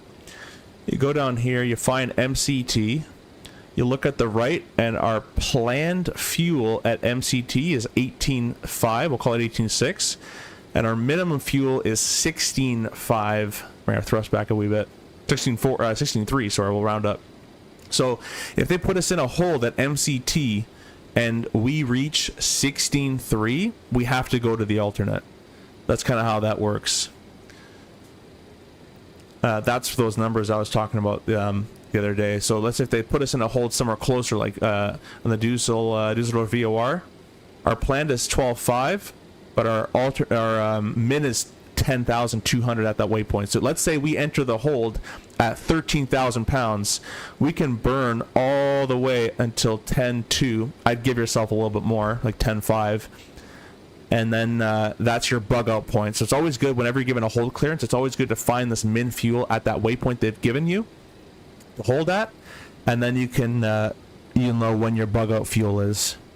That's the best way to do that. Or you can look for a closer alternate, which we do that in real life quite a bit sometimes. Going into, for example, going into DCA, they'll have us alternate at Philadelphia. But if it's a VFR day, we'll just request dispatch to, while we're in the air, we'll request dispatch to give us a Dulles IAD alternate. It's about 10 minutes away. And if we, if stuff happens at IAD that we still can't go, we already have the fuel for Philadelphia anyways. So there's other little tips, tricks you could do and that kind of thing. But that's kind of how we figure out your bug out hold fuel. You have no idea what's going on with the E-jets?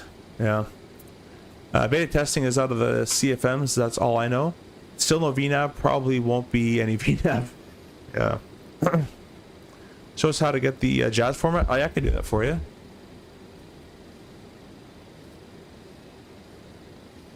Bring this back up. Press. Edit flight plan. And then you're going to go right here.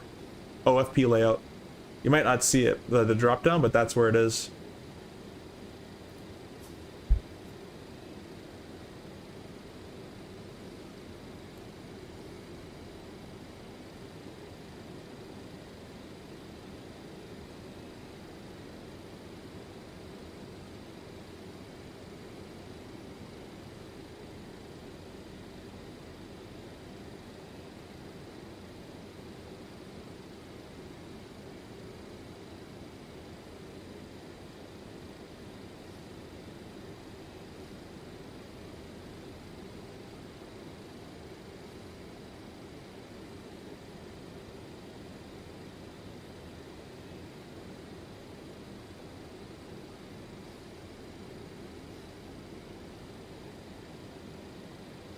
It even has an advisory VNAV, which is kind of cool.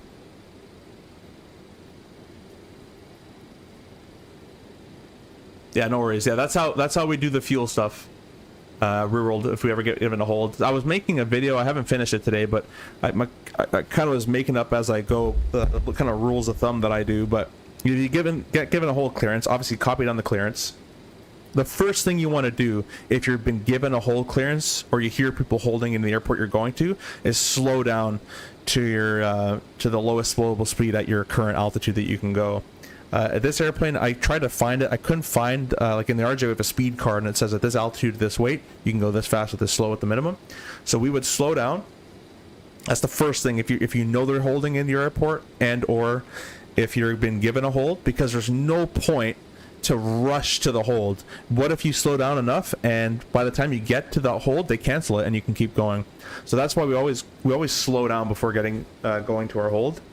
The second thing is figuring out or just climbing / descending to the altitude. They usually always clear you to an altitude into the hold or before you reach the hold.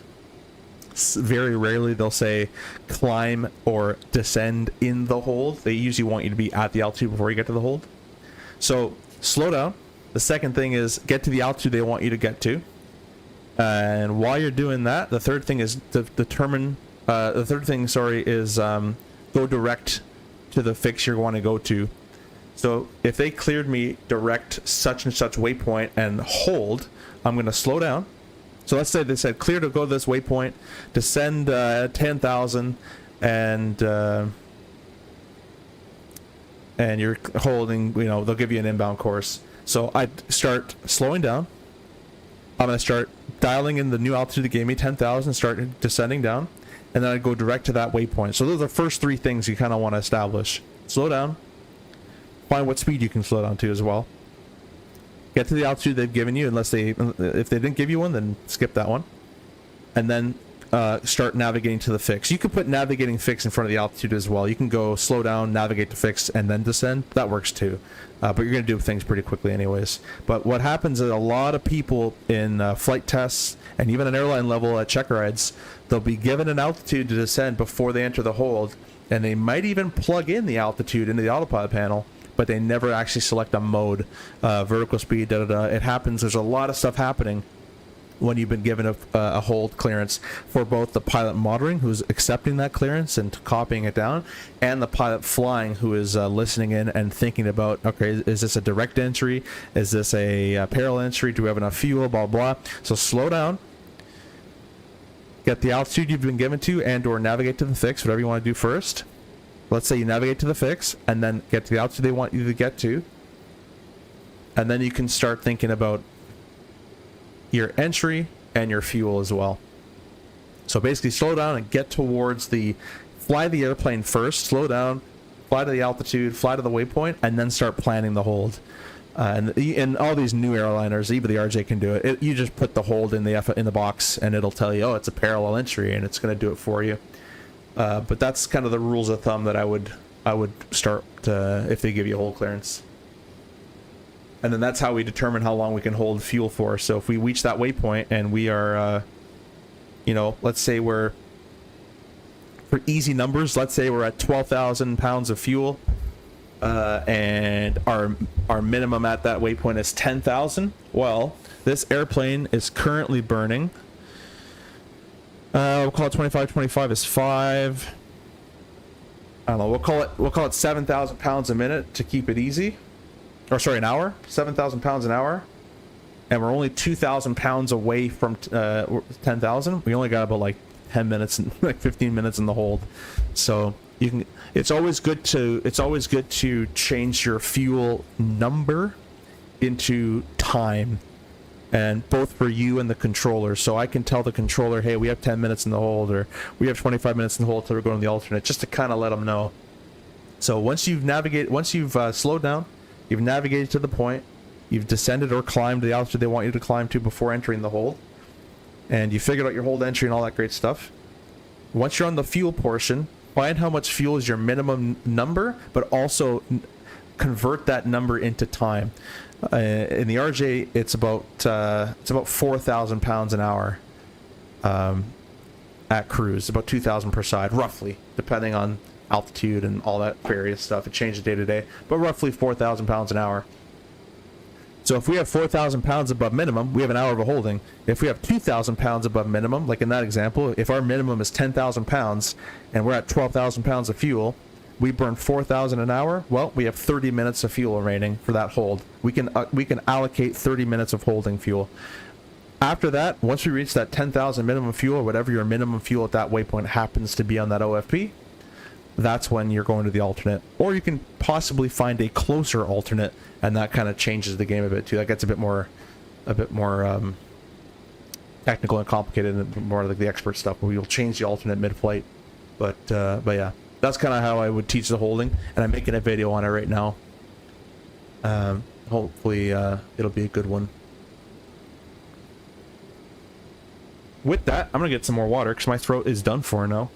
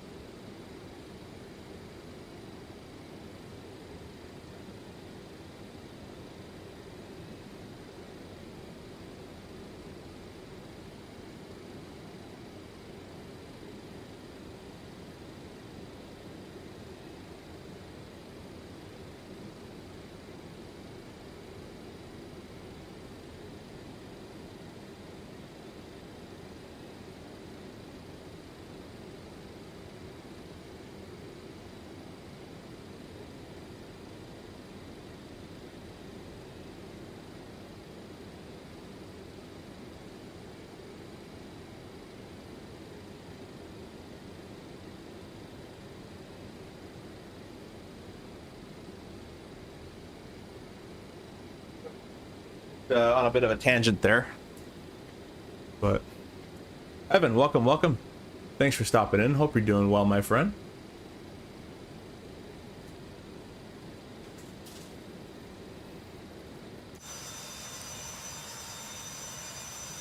Make sure I got no contact me's here, because it's appear without me noticing.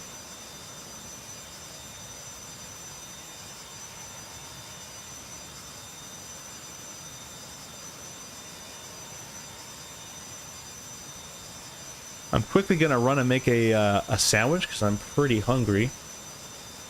So I'll say we're flight level 350 at Mach 0.8, and we're direct. Let's get this VR off here. Where are we going? Direct Dolas, your control. I'll be back.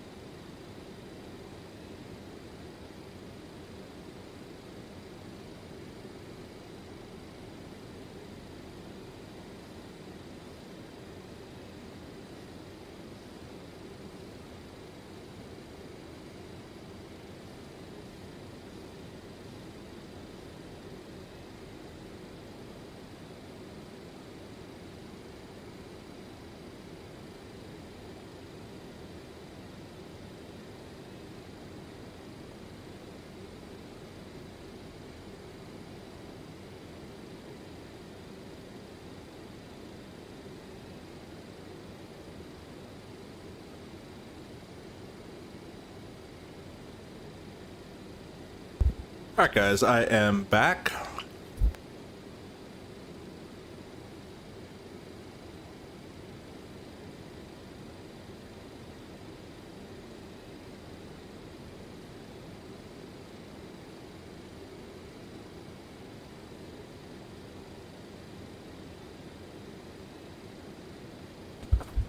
Hope you guys are chilling, having some popcorn or something.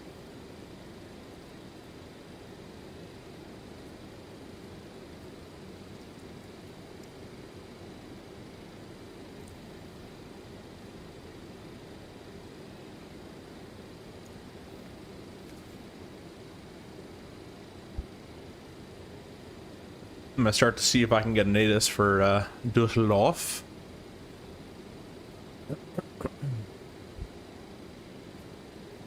They don't give ATISes, but the wind is 150 at 9, so I assume they'll be using the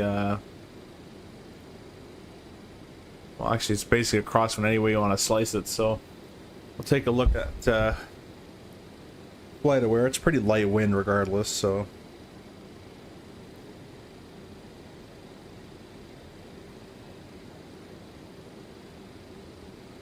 there's absolutely no departing or arriving traffic right now in Dusseldorf. Lonnie, if you're still here, what runway are you planning, my guy? We're gonna have a crosswind regardless, so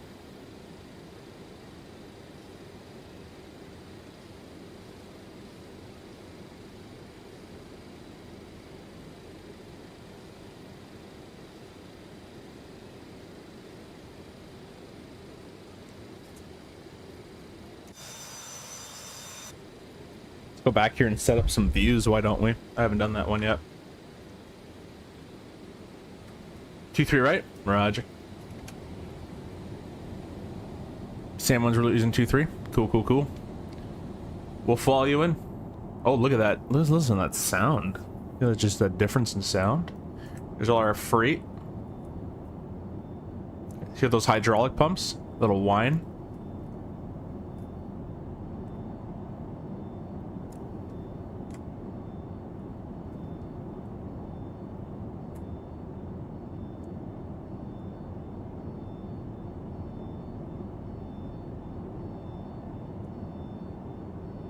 I thought there was like some sort of a porthole somewhere, but I guess not.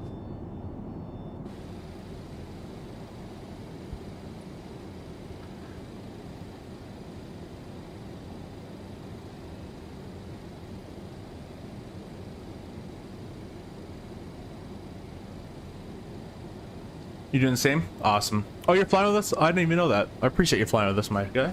Thank you so much. Be sure to check out Flight Sim Gaming's channel too as well. I don't know if you have as well. Keeving. I'll make a call on Freak in my descent. Cool beans. We're holding 0.8, so I'm sure we're quite behind you after like a million airplane swaps.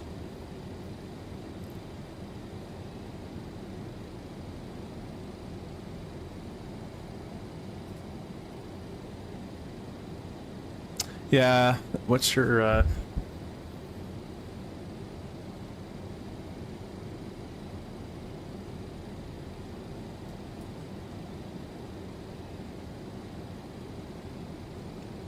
Mr. Captain Jack? What are you dropping in? Like, great to see you. Looks like a fun one. Heavy work schedule still got me going with many hours overtime this week. Yeah, no worries, my friend. I'm about to start a 4-day myself. No worries. I'm sure I'll be more available in the fall and winter. We will definitely be flying together again soon. You have to get this airplane, Jack. Remember when you said you love the CRJ? You said it's your favorite airplane. I remember you saying that. I'm not lying, by the way, guys. He said that. This airplane is amazing as well. I cannot say enough good things about this airplane. I have so much fun with it.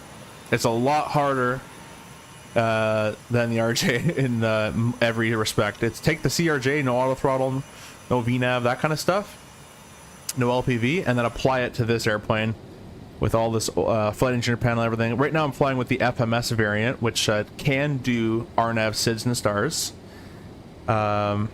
Possibly even an LPV if you get the Garmin 530 on here. I don't know if that's... I haven't actually tested that.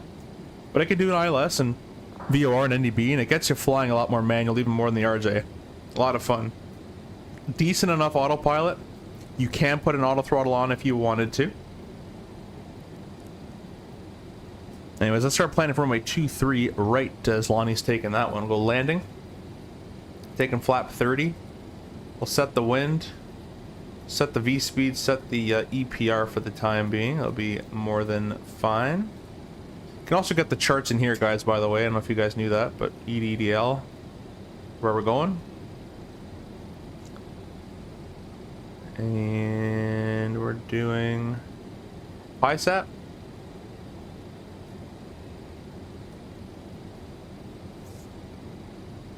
Looks like it's above 6,000.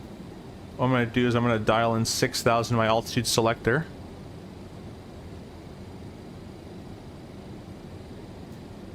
And that we're still armed and level at 35, so we're okay.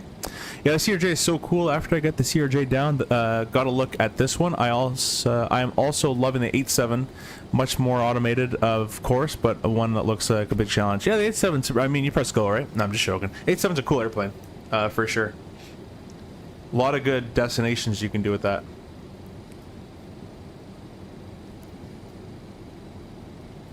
A way to pin this chart? I don't think there's a way to pin it.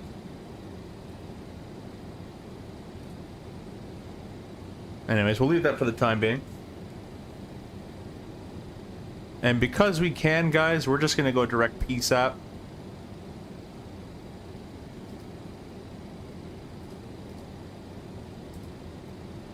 There we go. Why not?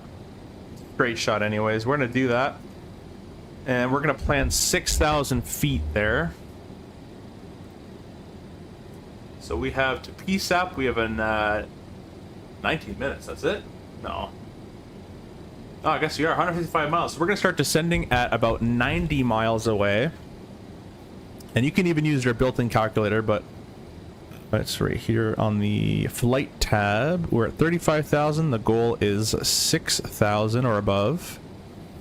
So at 90 miles, 1,500 feet a minute. So, yeah, pretty decent. That's what we're going to go with.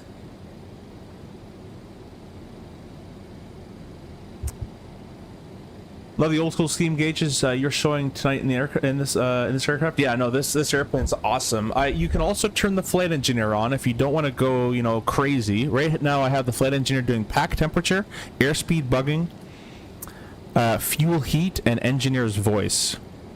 But you can have them do the entire startup for you and make everything automatic, whatever you want. I like to start it up myself using the flight engineer panel. I know it looks intimidating, but believe it or not, this is all the same stuff you have in your fancy 3.7 and 320s and all that.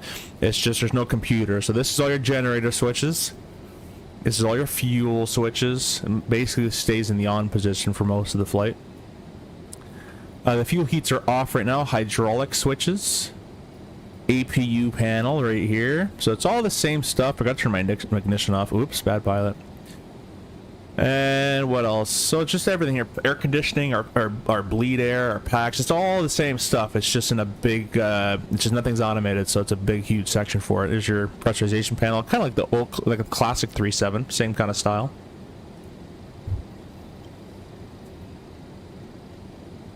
Turn our flight directors off. We don't really need that right now. Fancy 3, yeah. I guess fancy and 3.7 shouldn't be in the same system, but or sentence. But in compared to this airplane, the 3.7 NG is pretty fancy compared to this. But if you guys are scared of this airplane a little bit, which a lot of are, there will be a Super 727 coming out soon, and that will have that will put screens in these flight decks. If that's your thing or not, I don't know. Let's dial in 1515, which is the Dusseldorf VOR, just so we get a rough range off of it eventually. 1515, alrighty.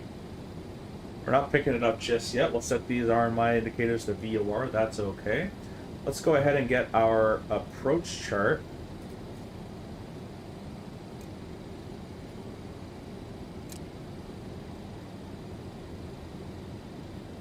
Two, 3 right. Take the ILS, can't do the RMP, so that's kind of it. That's all we got. And it looks like it's a freak of 109.3. We'll set that over here on our main 109 decimal 3, 109 decimal 3. Always make sure to set on both sides. There we go. Anything NDBs? There is VOR. We got that plugged in. The 1515 is a Dusseldorf. It's a Dusseldorf.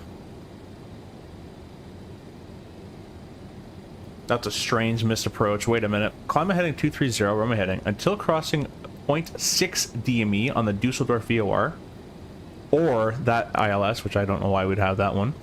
Then turn right, max 190 knots, then a 318 heading until crossing 6.4 from the Dusseldorf VOR. Turn right, direct Dusseldorf VOR, climbing 4,000. So, 230, 0.6, right turn on heading of 318, passing 6.4 from this VOR, just distance-wise. It's a right-hand turn direct to the VOR. Just go straight to direct, which will probably be a 180 or so, 170 inbound, something like that. That's if we go missed. However, there's no controller there, so I'll probably just vector myself out and do a circle. And it looks like we are holding there as well. Looks like it's actually a non-standard hold, so if we have to go missed, we're doing this whole thing 6.4 direct to the VOR, and then it's a it looks like it's left turns. Yeah, at Dusseldorf, left turn non-standard. It'll be a direct entry left turn non-standard VOR hold. Radial of 146 inbound. All right, we can do that. We can do that. You know what? I might even make a video on this misapproach. This is a very interesting misapproach that I think would trip a lot of people up and not know how to interpret that. This might be a good one to do. Anyways, we'll brief the plate in a second. We've got 106 miles to go to the VOR. That's the Dusseldorf VOR. That's this guy right here, 106 miles to that. We're going to start our descent at about 90 miles. So let's get our auto brake set to the min setting. Alrighty. Let's go ahead. I guess we can brief this now. Why not? Let's go break up the star. We're doing the PISAP 1 Alpha. It's a max of 250 below 10,000 or as assigned by ATC. PISAP in from the north. We're flying southbound. We'll be above 6,000 at PISAP and Dusseldorf. It's about 60 miles away from each other. And it looks like we just get vector, so we're just going to vector ourselves. I'll probably hit, maybe I'll fly inbound for 10 miles and then turn left. And we'll just vector ourselves out for a runway 23 right approach ILS. The MSA high sector is 2,900. That is based on the Dusseldorf VOR. A trivia question for you guys. These MSA altitudes within German territory, that's interesting. These MSA altitudes, what's the range on this MSA? It says if I'm in this quadrant, I'm safe with 2,900 feet. But how far does this go? 100 miles, 40 miles? How far is this quadrant? How big is that? Standard, unless it's written otherwise. Anyways, we're going to vector ourselves out for the ILS runway 23. It'll be the visual backed up by the ILS to runway 23, right? Page 11-4.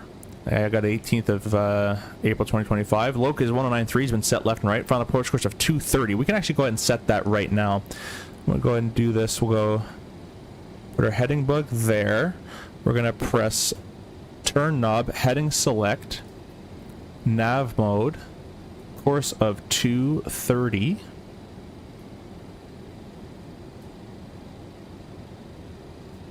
.230 is what it said. Back to GPS. Back to nav loc, and we're back on LNAV. Is set.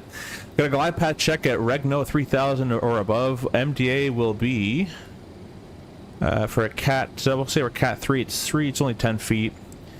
360, 354. We'll call it 360. We'll bug this here. There's 300, 340, 360. Right there. All right. We've already discussed the mist. It's straight ahead, 0.6, turn right heading at 318, 6.4 back to the VOR. Non-standard left-hand turns with the inbound of 146 and the hold at 4,000 feet. Maximum of 230 knots will be at about 200. Transition altitude of 5,000 feet. It's your standard 3-degree slope starting from Regno. Got Pappies on the left, ALSF Type 2 lighting. We'll expect roughly 750 feet per minute in the descent, and from Regno to the threshold at 140 ground speed, it'll be about 3 minutes, 50 seconds. That's about it. That's all I got for you. Exiting wise,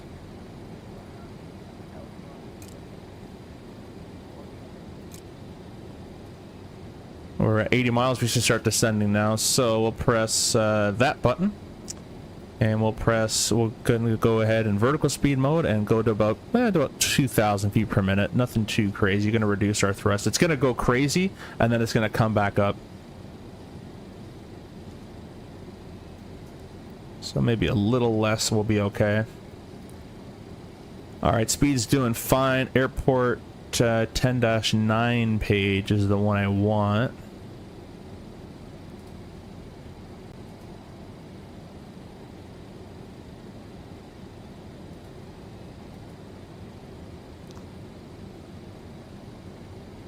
Because I don't have a 10-9 anywhere.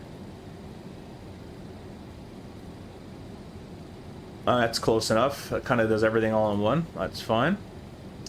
Landing 23 right, we're going to exit, I guess our only exit of Kilo 3 basically. And then if we miss that, we're going all the way to the end.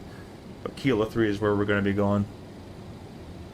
Any questions? No questions? Awesome. It's 8,800 feet long. We're actually going to auto brakes medium for that, just in case.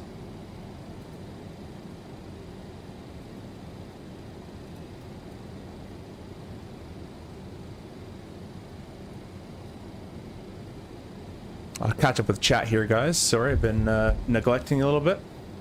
Who's selling this aircraft? Captain Jack, this is Flight Sim Studios, a different team that made the E-Jets. I'll make that clear. This one's a lot better than the E-Jet. You can buy it on Contrail. There's a passenger variant and a freighter variant. It's about $45, but if you use my code, it's AF-8529. It's in the description down below. That's my discount code for Contrail. You can save 10% on it, on the entire purchase. I'm pretty sure these types of approaches are common out of these parts. Oh yeah, the approach is common. The missed approach is a little interesting. Exactly what I'm doing 10 miles north. I'll make that left right. Yeah, exactly. Yeah. Back, I see you had a Wasm crash. Yeah, we did. 7%. I figured out why it happens to me in episode 24. Yeah, it's just not meant for it, man. Looks like we're coming up on some clouds. I don't have a SAC gauge, but we're descending to 29,000 feet. We do have a TAT. It's obviously cold. So we're might have to think about some cowl and anti-ice. We're gonna go ahead and turn the bleeds on for the time being, but we won't actually turn the system on yet.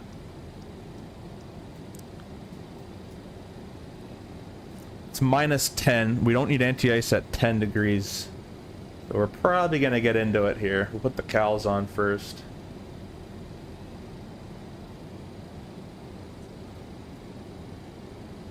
That's it. You guys have been briefed.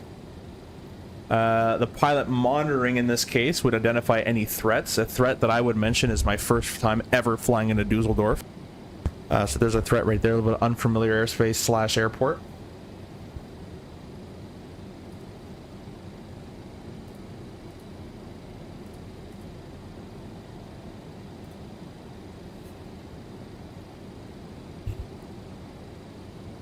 I don't understand engine pressure ratio. What is it comparing the pressure of the engine?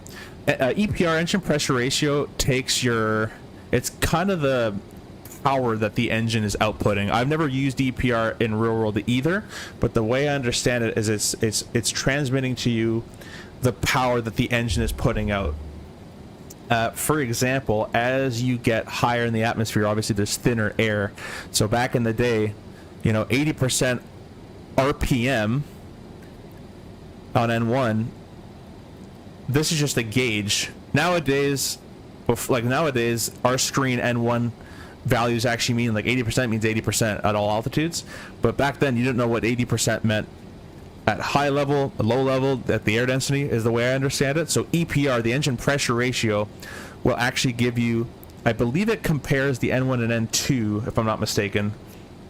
the high and low pressure stage fans, and it spits out an actual engine pressure ratio. That's the power that the engine's actually creating at that given N1 and N2 setting. You might want to fact check me, but that's the way I understand that.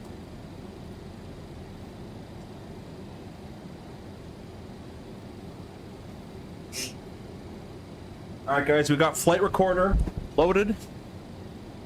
How the heck did we get to 166 miles now?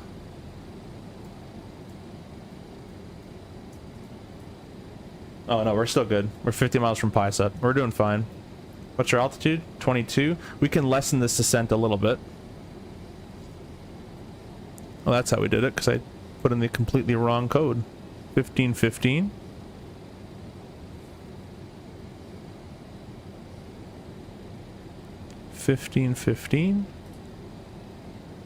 There we go.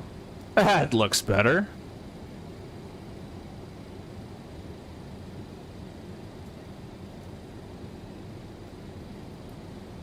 Oh, that makes sense now, thanks.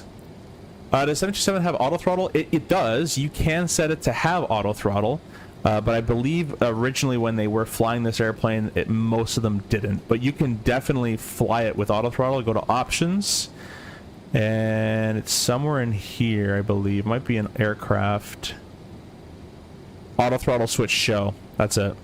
And then basically you turn the auto throttle on. I'm going to speed up a little bit. But you turn the auto throttle on, and you set this bug, and it's going to try to fly to whatever speed you want it to fly at.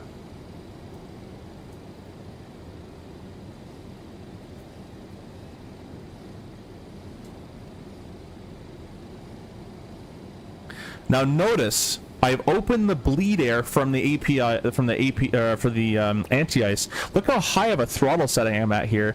We're barely getting any power of these engines, even though our N1's at 90% almost.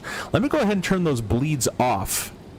Off. Now we're not siphoning the engine from any air anymore. Let's see if that engine pressure ratio goes up. I'm actually kind of curious. I don't think it really did. Oh, it's going up a little bit. See that's because we're not siphoning the engine from air anymore, so it's able to produce more power, so the engine pressure ratio will increase a bit, but we're going to need them back, so we'll go ahead and turn these back on. 1, 2, 3. We're going to put it on the Cal, oh come on, Cal anti-ice.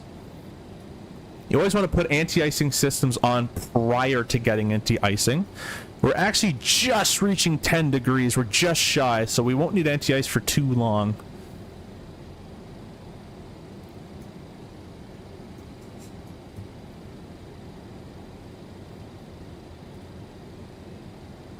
Sorry, I've been missing the...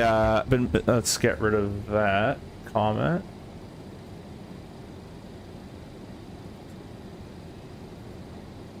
In the vertical chat. Can't have that name here. Getting ready to land in Orlando? Hey, well, I hope you have a nice landing, my friend. What are you flying? Captain A123-4, thank you for jumping in as well. Yeah, see, Reed knows more than I do.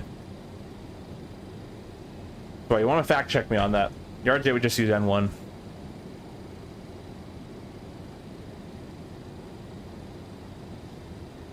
Got a lot colder touching these clouds, so it's good that we put the Cal anti-ice on.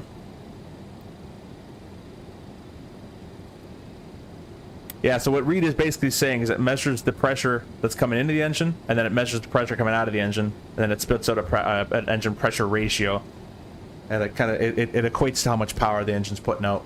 Now you gotta know the airplane, know the numbers to kind of make it make sense. But yeah.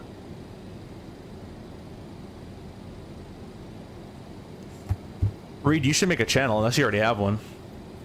Charlotte Flights, welcome back. Notice we got out of that cloud and our temperature has now risen back up. That's kind of cool, they model. That sometimes does happen. Let's go now to wing anti-ice. We're going to cycle it from cowls over to the wings.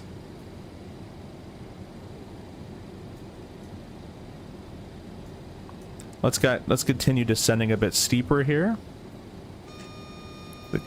Gear warning horn, I'll put my thrust up a bit more. Another thing about the 727 is there's no auto spoiler deployment. We have to manually crank this spoiler back all the way on landing to deploy the flight spoilers, which is kind of cool. I think. I was about to do transition altitude, but it's 5,000 feet here. And remember, at our first waypoint, we just have to be above 6,000. We don't have to be at 6,000.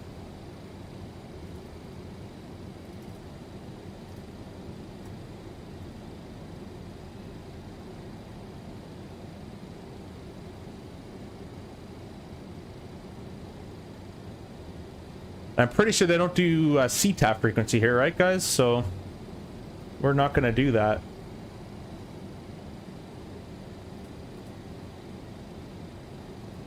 Reed says basically all them one. Yeah, yeah. That's the those are let me back up. The last time I talked about EPR was in my ground school for the ATPL, and ever since then I've never touched it. So I'm glad I remembered some of it, but I appreciate the answer there, Reed. All right, we're gonna set 250 as the speed here. Coming up on 14 miles. We gotta lose about 10,000. Yeah, that should work out actually quite well, plus the slowdown, so that'll be just fine around at this descent rate. We're past 10 degrees, all the anti-ice is coming off.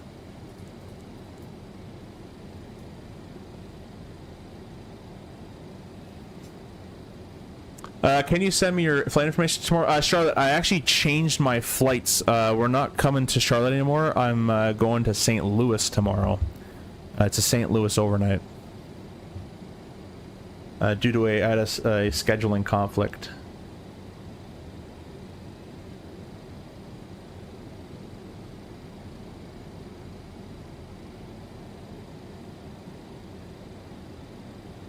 But I can still send it to you for later.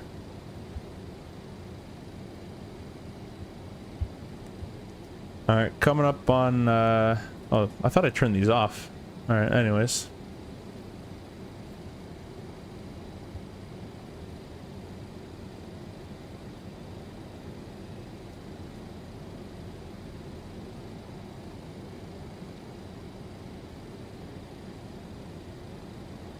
Yeah, we're going to reduce our thrust as much as we can. Just above idle there. Or I need 2,000 feet, we need to slow for 250, so I'll do 12 at 12. We're going to reduce our rate of descent to about 1,200 feet per minute, roughly. Need a little bit more.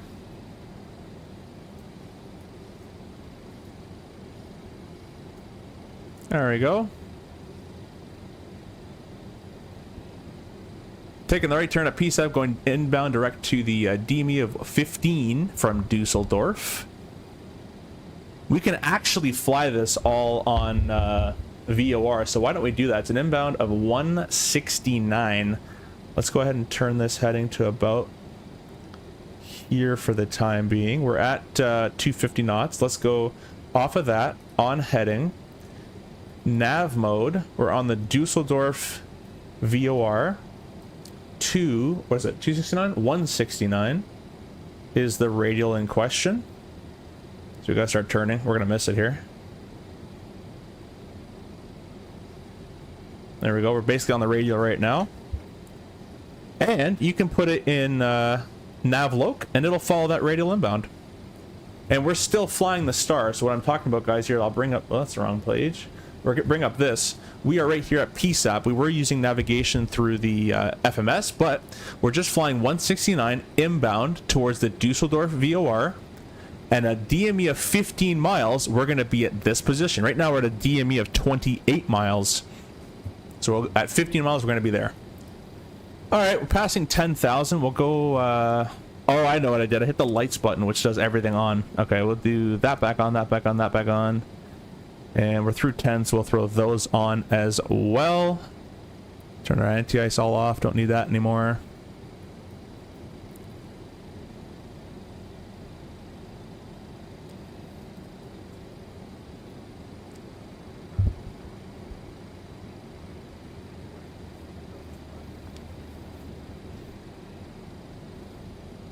We need to be above 6,000 at Dusseldorf. I'm going to reduce my rate of descent as we only have to lose 3,000 feet here. We're going to reduce that just a little bit more. Yeah, we're over to conventional nav aids. Not celestial, celestial stars, if I'm not mistaken. But we can go to stars if you guys want to. Düsseldorf traffic, World Express 1333 on the PSAP 1 Alpha arrival. We're expecting the field in approximately 7 minutes, and we'll be vectoring ourselves out for 23 right.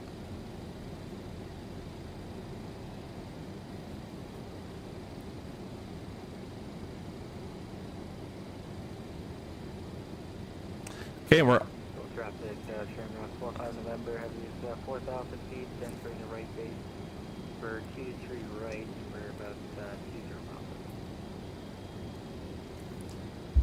Everything's going to plan. I'm going to bring my flight directors back up to the VL mode, which basically tells me that I'm on my radial right now. The vertical portion is useless. I can set my vertical portion with this little dial. We'll leave it there, and we're going to go to the approach mode later on. Need to slow down a little bit. We're at 20 miles, 5 miles to go, 2,000 feet. Well, we have to be above, so that's fine, but we can descend a little bit steeper. This is the CRJ for rear-wheel flying. To coming into this airplane helps a lot with this descent planning and just kind of knowing how the airplane's going to work. I thought inbound was bearing and outbound is radial. It is, however, on the HSI, it doesn't really matter on an HSI. That's more of an like it technically is a radial on the outbound and a bearing on the inbound. So we're on the 169 inbound, and it'd be the 349 radial technically. But with an HSI, you can just dial the course you want, and that's the one you're going to go to. Much easier to use than those old style omnidirectional style Cessna gauges.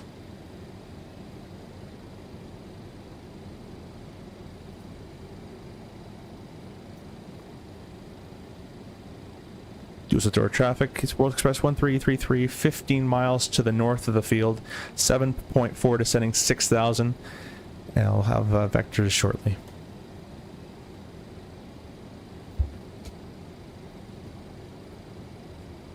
Oh, Traffic, Shamrock 45 November, 17 miles out, 4,000 feet established on the localizer.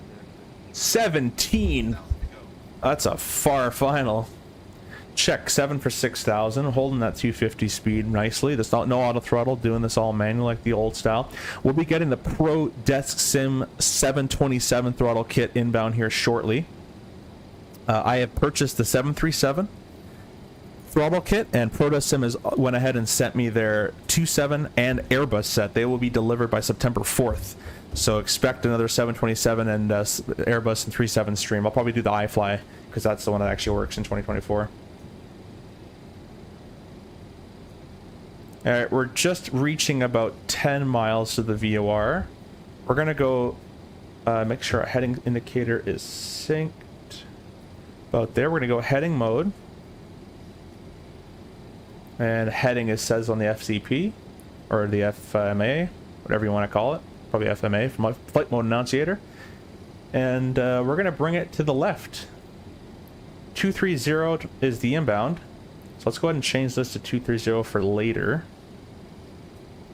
And by the time I've set that, we're just going to fly the outbound. Level at 6,000 feet. Going to add some thrust for that. Düsseldorf traffic, World Express 1333, 8 miles to the north of the field. Turning left 050 downwind, runway 23 right. Traffic, Shamrock 45 November, HV30, we're fully established on the ILS 23 right, 12 miles, 4,000. Okay, he's at a 12-mile final, so this is my little trick, guys. Okay, he's short final. There's no point to be going 250 when the guy's at a 12-mile final. We're going to go slow in this downwind, and that way, hopefully, we don't have to do a super long final. We're going to go down to 3,000 feet as our next, which is the recommended at the start of this ILS. Re-alt cell. There we go. And what I'm going to do is I'm going to wait till we're at 200 knots. There's a gear warning horn because the throttle's been brought back too much.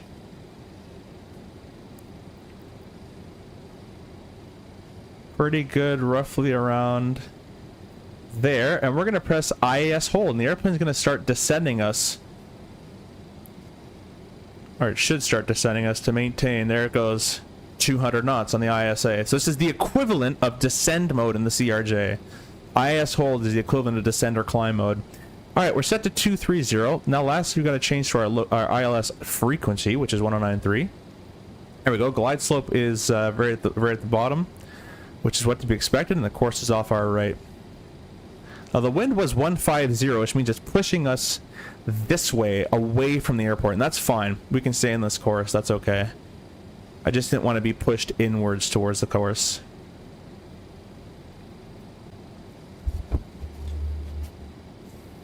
Funny looking 3.7. I mean, if you look at it from this angle, it's kind of a 737. No, but yeah, we had multiple Wasm crashes in the 737. So.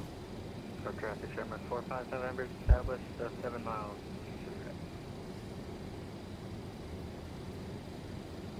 All right, watch this. I'm gonna go full boards. And now the airplane's going to have to descend a lot steeper to maintain that 200. We're also going to go flap to the 1 position here.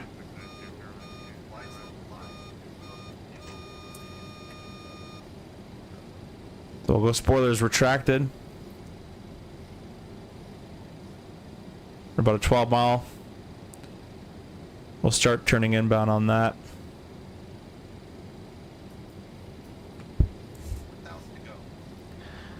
Düsseldorf traffic, World Express 1333, turning right base at a 12 mile leg.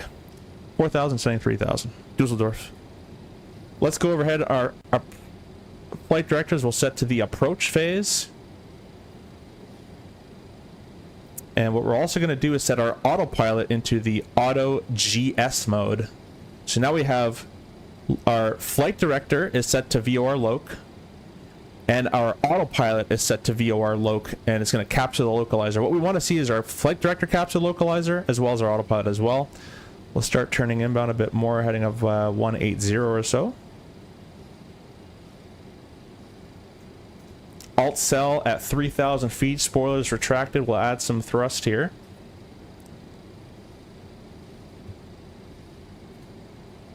So traffic, Sherman 45 November, heavy final.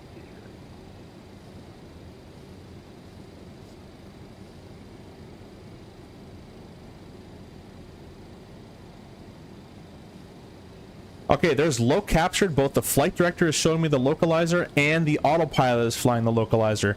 This is the flight director column. This is the autopilot flying. This is what the airplane's doing autopilot-wise. That's what the flight director is showing you. So currently it's not showing us glide slope information, but it is showing us localizer information right now. We'll go ahead and sync this back up. We're level at 3,000. Our missed approach altitude is 4,000. We'll go ahead and set that for now. We're going to turn, actually, we leave that on. That should automatically kick off with the glide slope capture. It should do that for us. Düsseldorf traffic, World Express 1333, 12 mile, final 23, right to Boeing 727.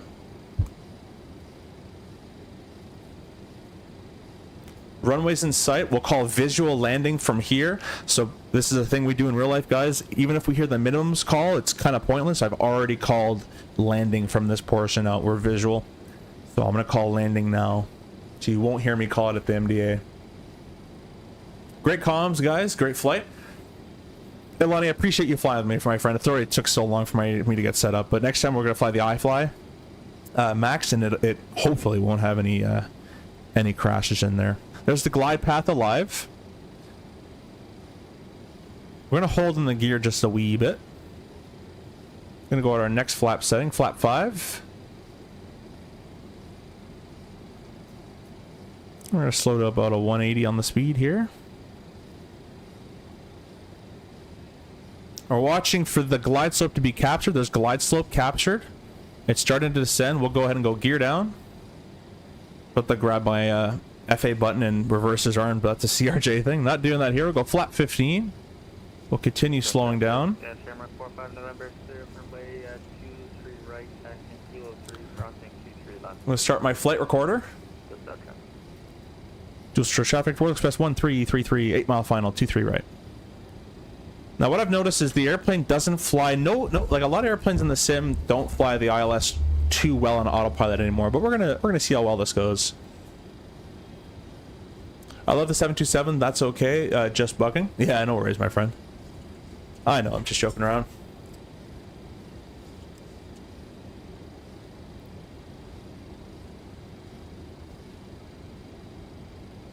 Thank you for the viewers, both on the vertical and the live. Sorry, both on the vertical and the horizontal stream. We're going to go to our next flap setting here.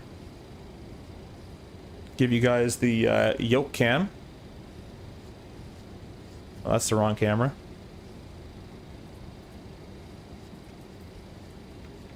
Setting our flaps 30.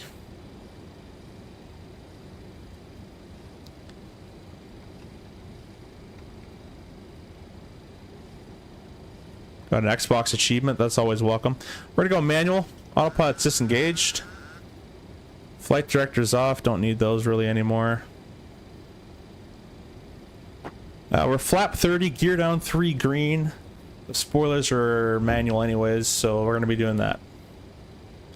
Oh, this airplane, I'm telling you guys, this airplane hand flies so nicely, especially with this Moza yoke. Getting a little low, so we're going to adjust with a little bit of power.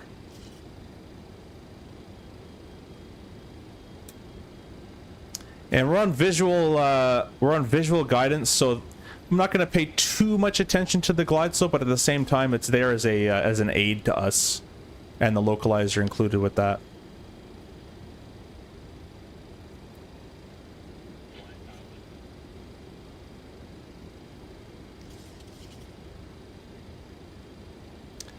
We'll say we're cleared to land. We'll go ahead and flick up all our landing lights there.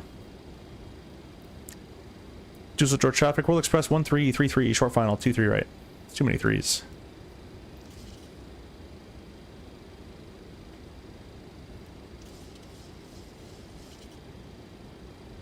We are already flight recording. This is MK Studios Dusseldorf, by the way, guys. If you guys want to pick up this scenery, you can buy it on Contrail, and you can save some money with my code down below.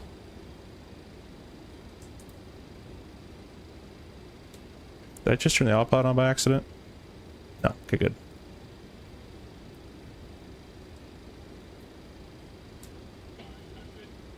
Check stable. I feel like my yoke is not giving me the force that it should be, but we'll fly it and I'll try to fix it later because I'm not feeling the usual stuff that I feel here. Getting a little bit of desync. I notice flight recorder lags my game out like crazy, so I gotta find a new flight recorder, but there it is. Resource. Start using our feet a little bit. Yeah, we're visual. Notice the pappies are usually wrong in this sim as well.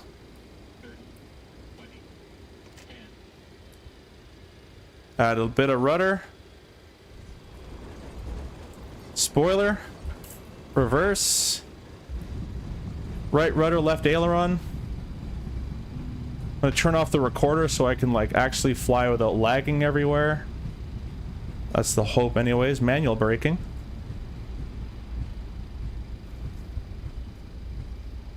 Try to reset auto FPS because our FPS tanked on final there.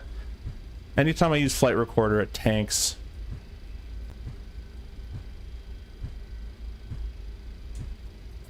Retract the spoiler and the flaps. We're gonna clear the hold short line, and then we're gonna say we're cleared.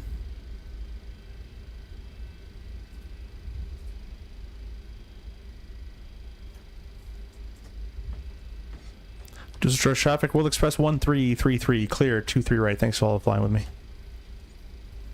All right, guys. As you know, I know you know the drill. I don't do shutdowns, so we're going to disconnect from vPilot, and we're gonna watch that replay. Let me go back and do flap 30, and I'm gonna press replay. Thank you. Turn that off.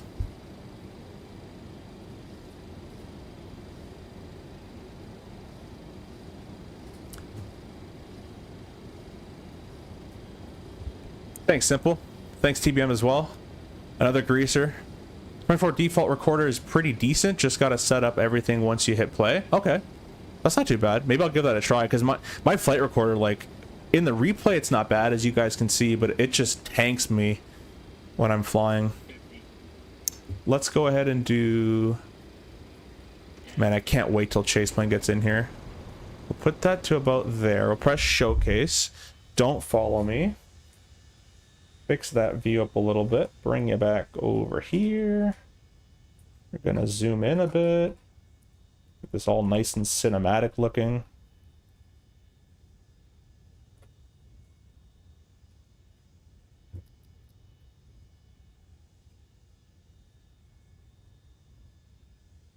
Alrighty.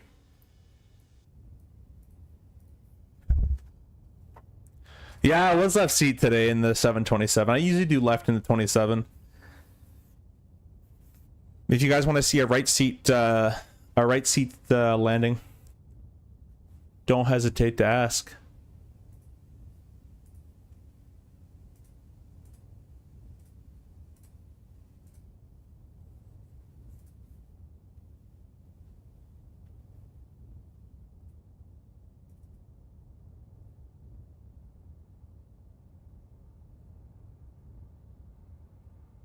Sorry, I just noticed my vertical stream isn't working. Let me go back here for the time being.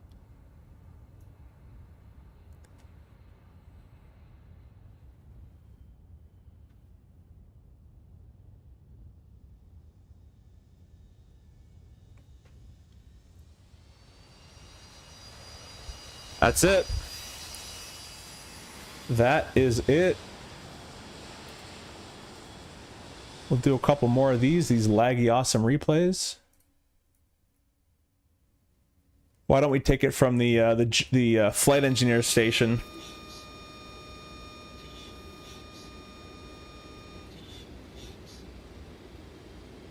Just what the flight engineer sees.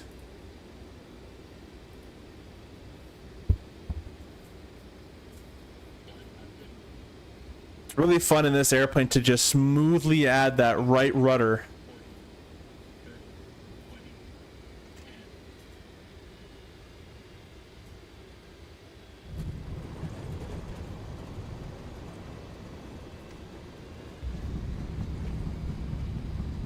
Notice I'm holding that left aileron input in just a little bit for the wind. It wasn't too bad today. Alright, we'll do another one of these. Thank you.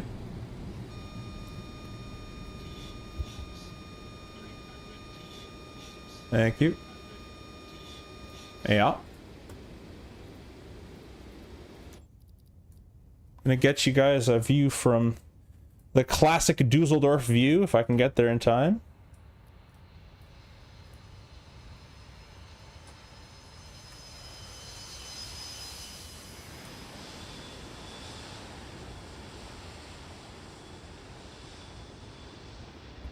Look out for the rudder here, about 10 feet or so.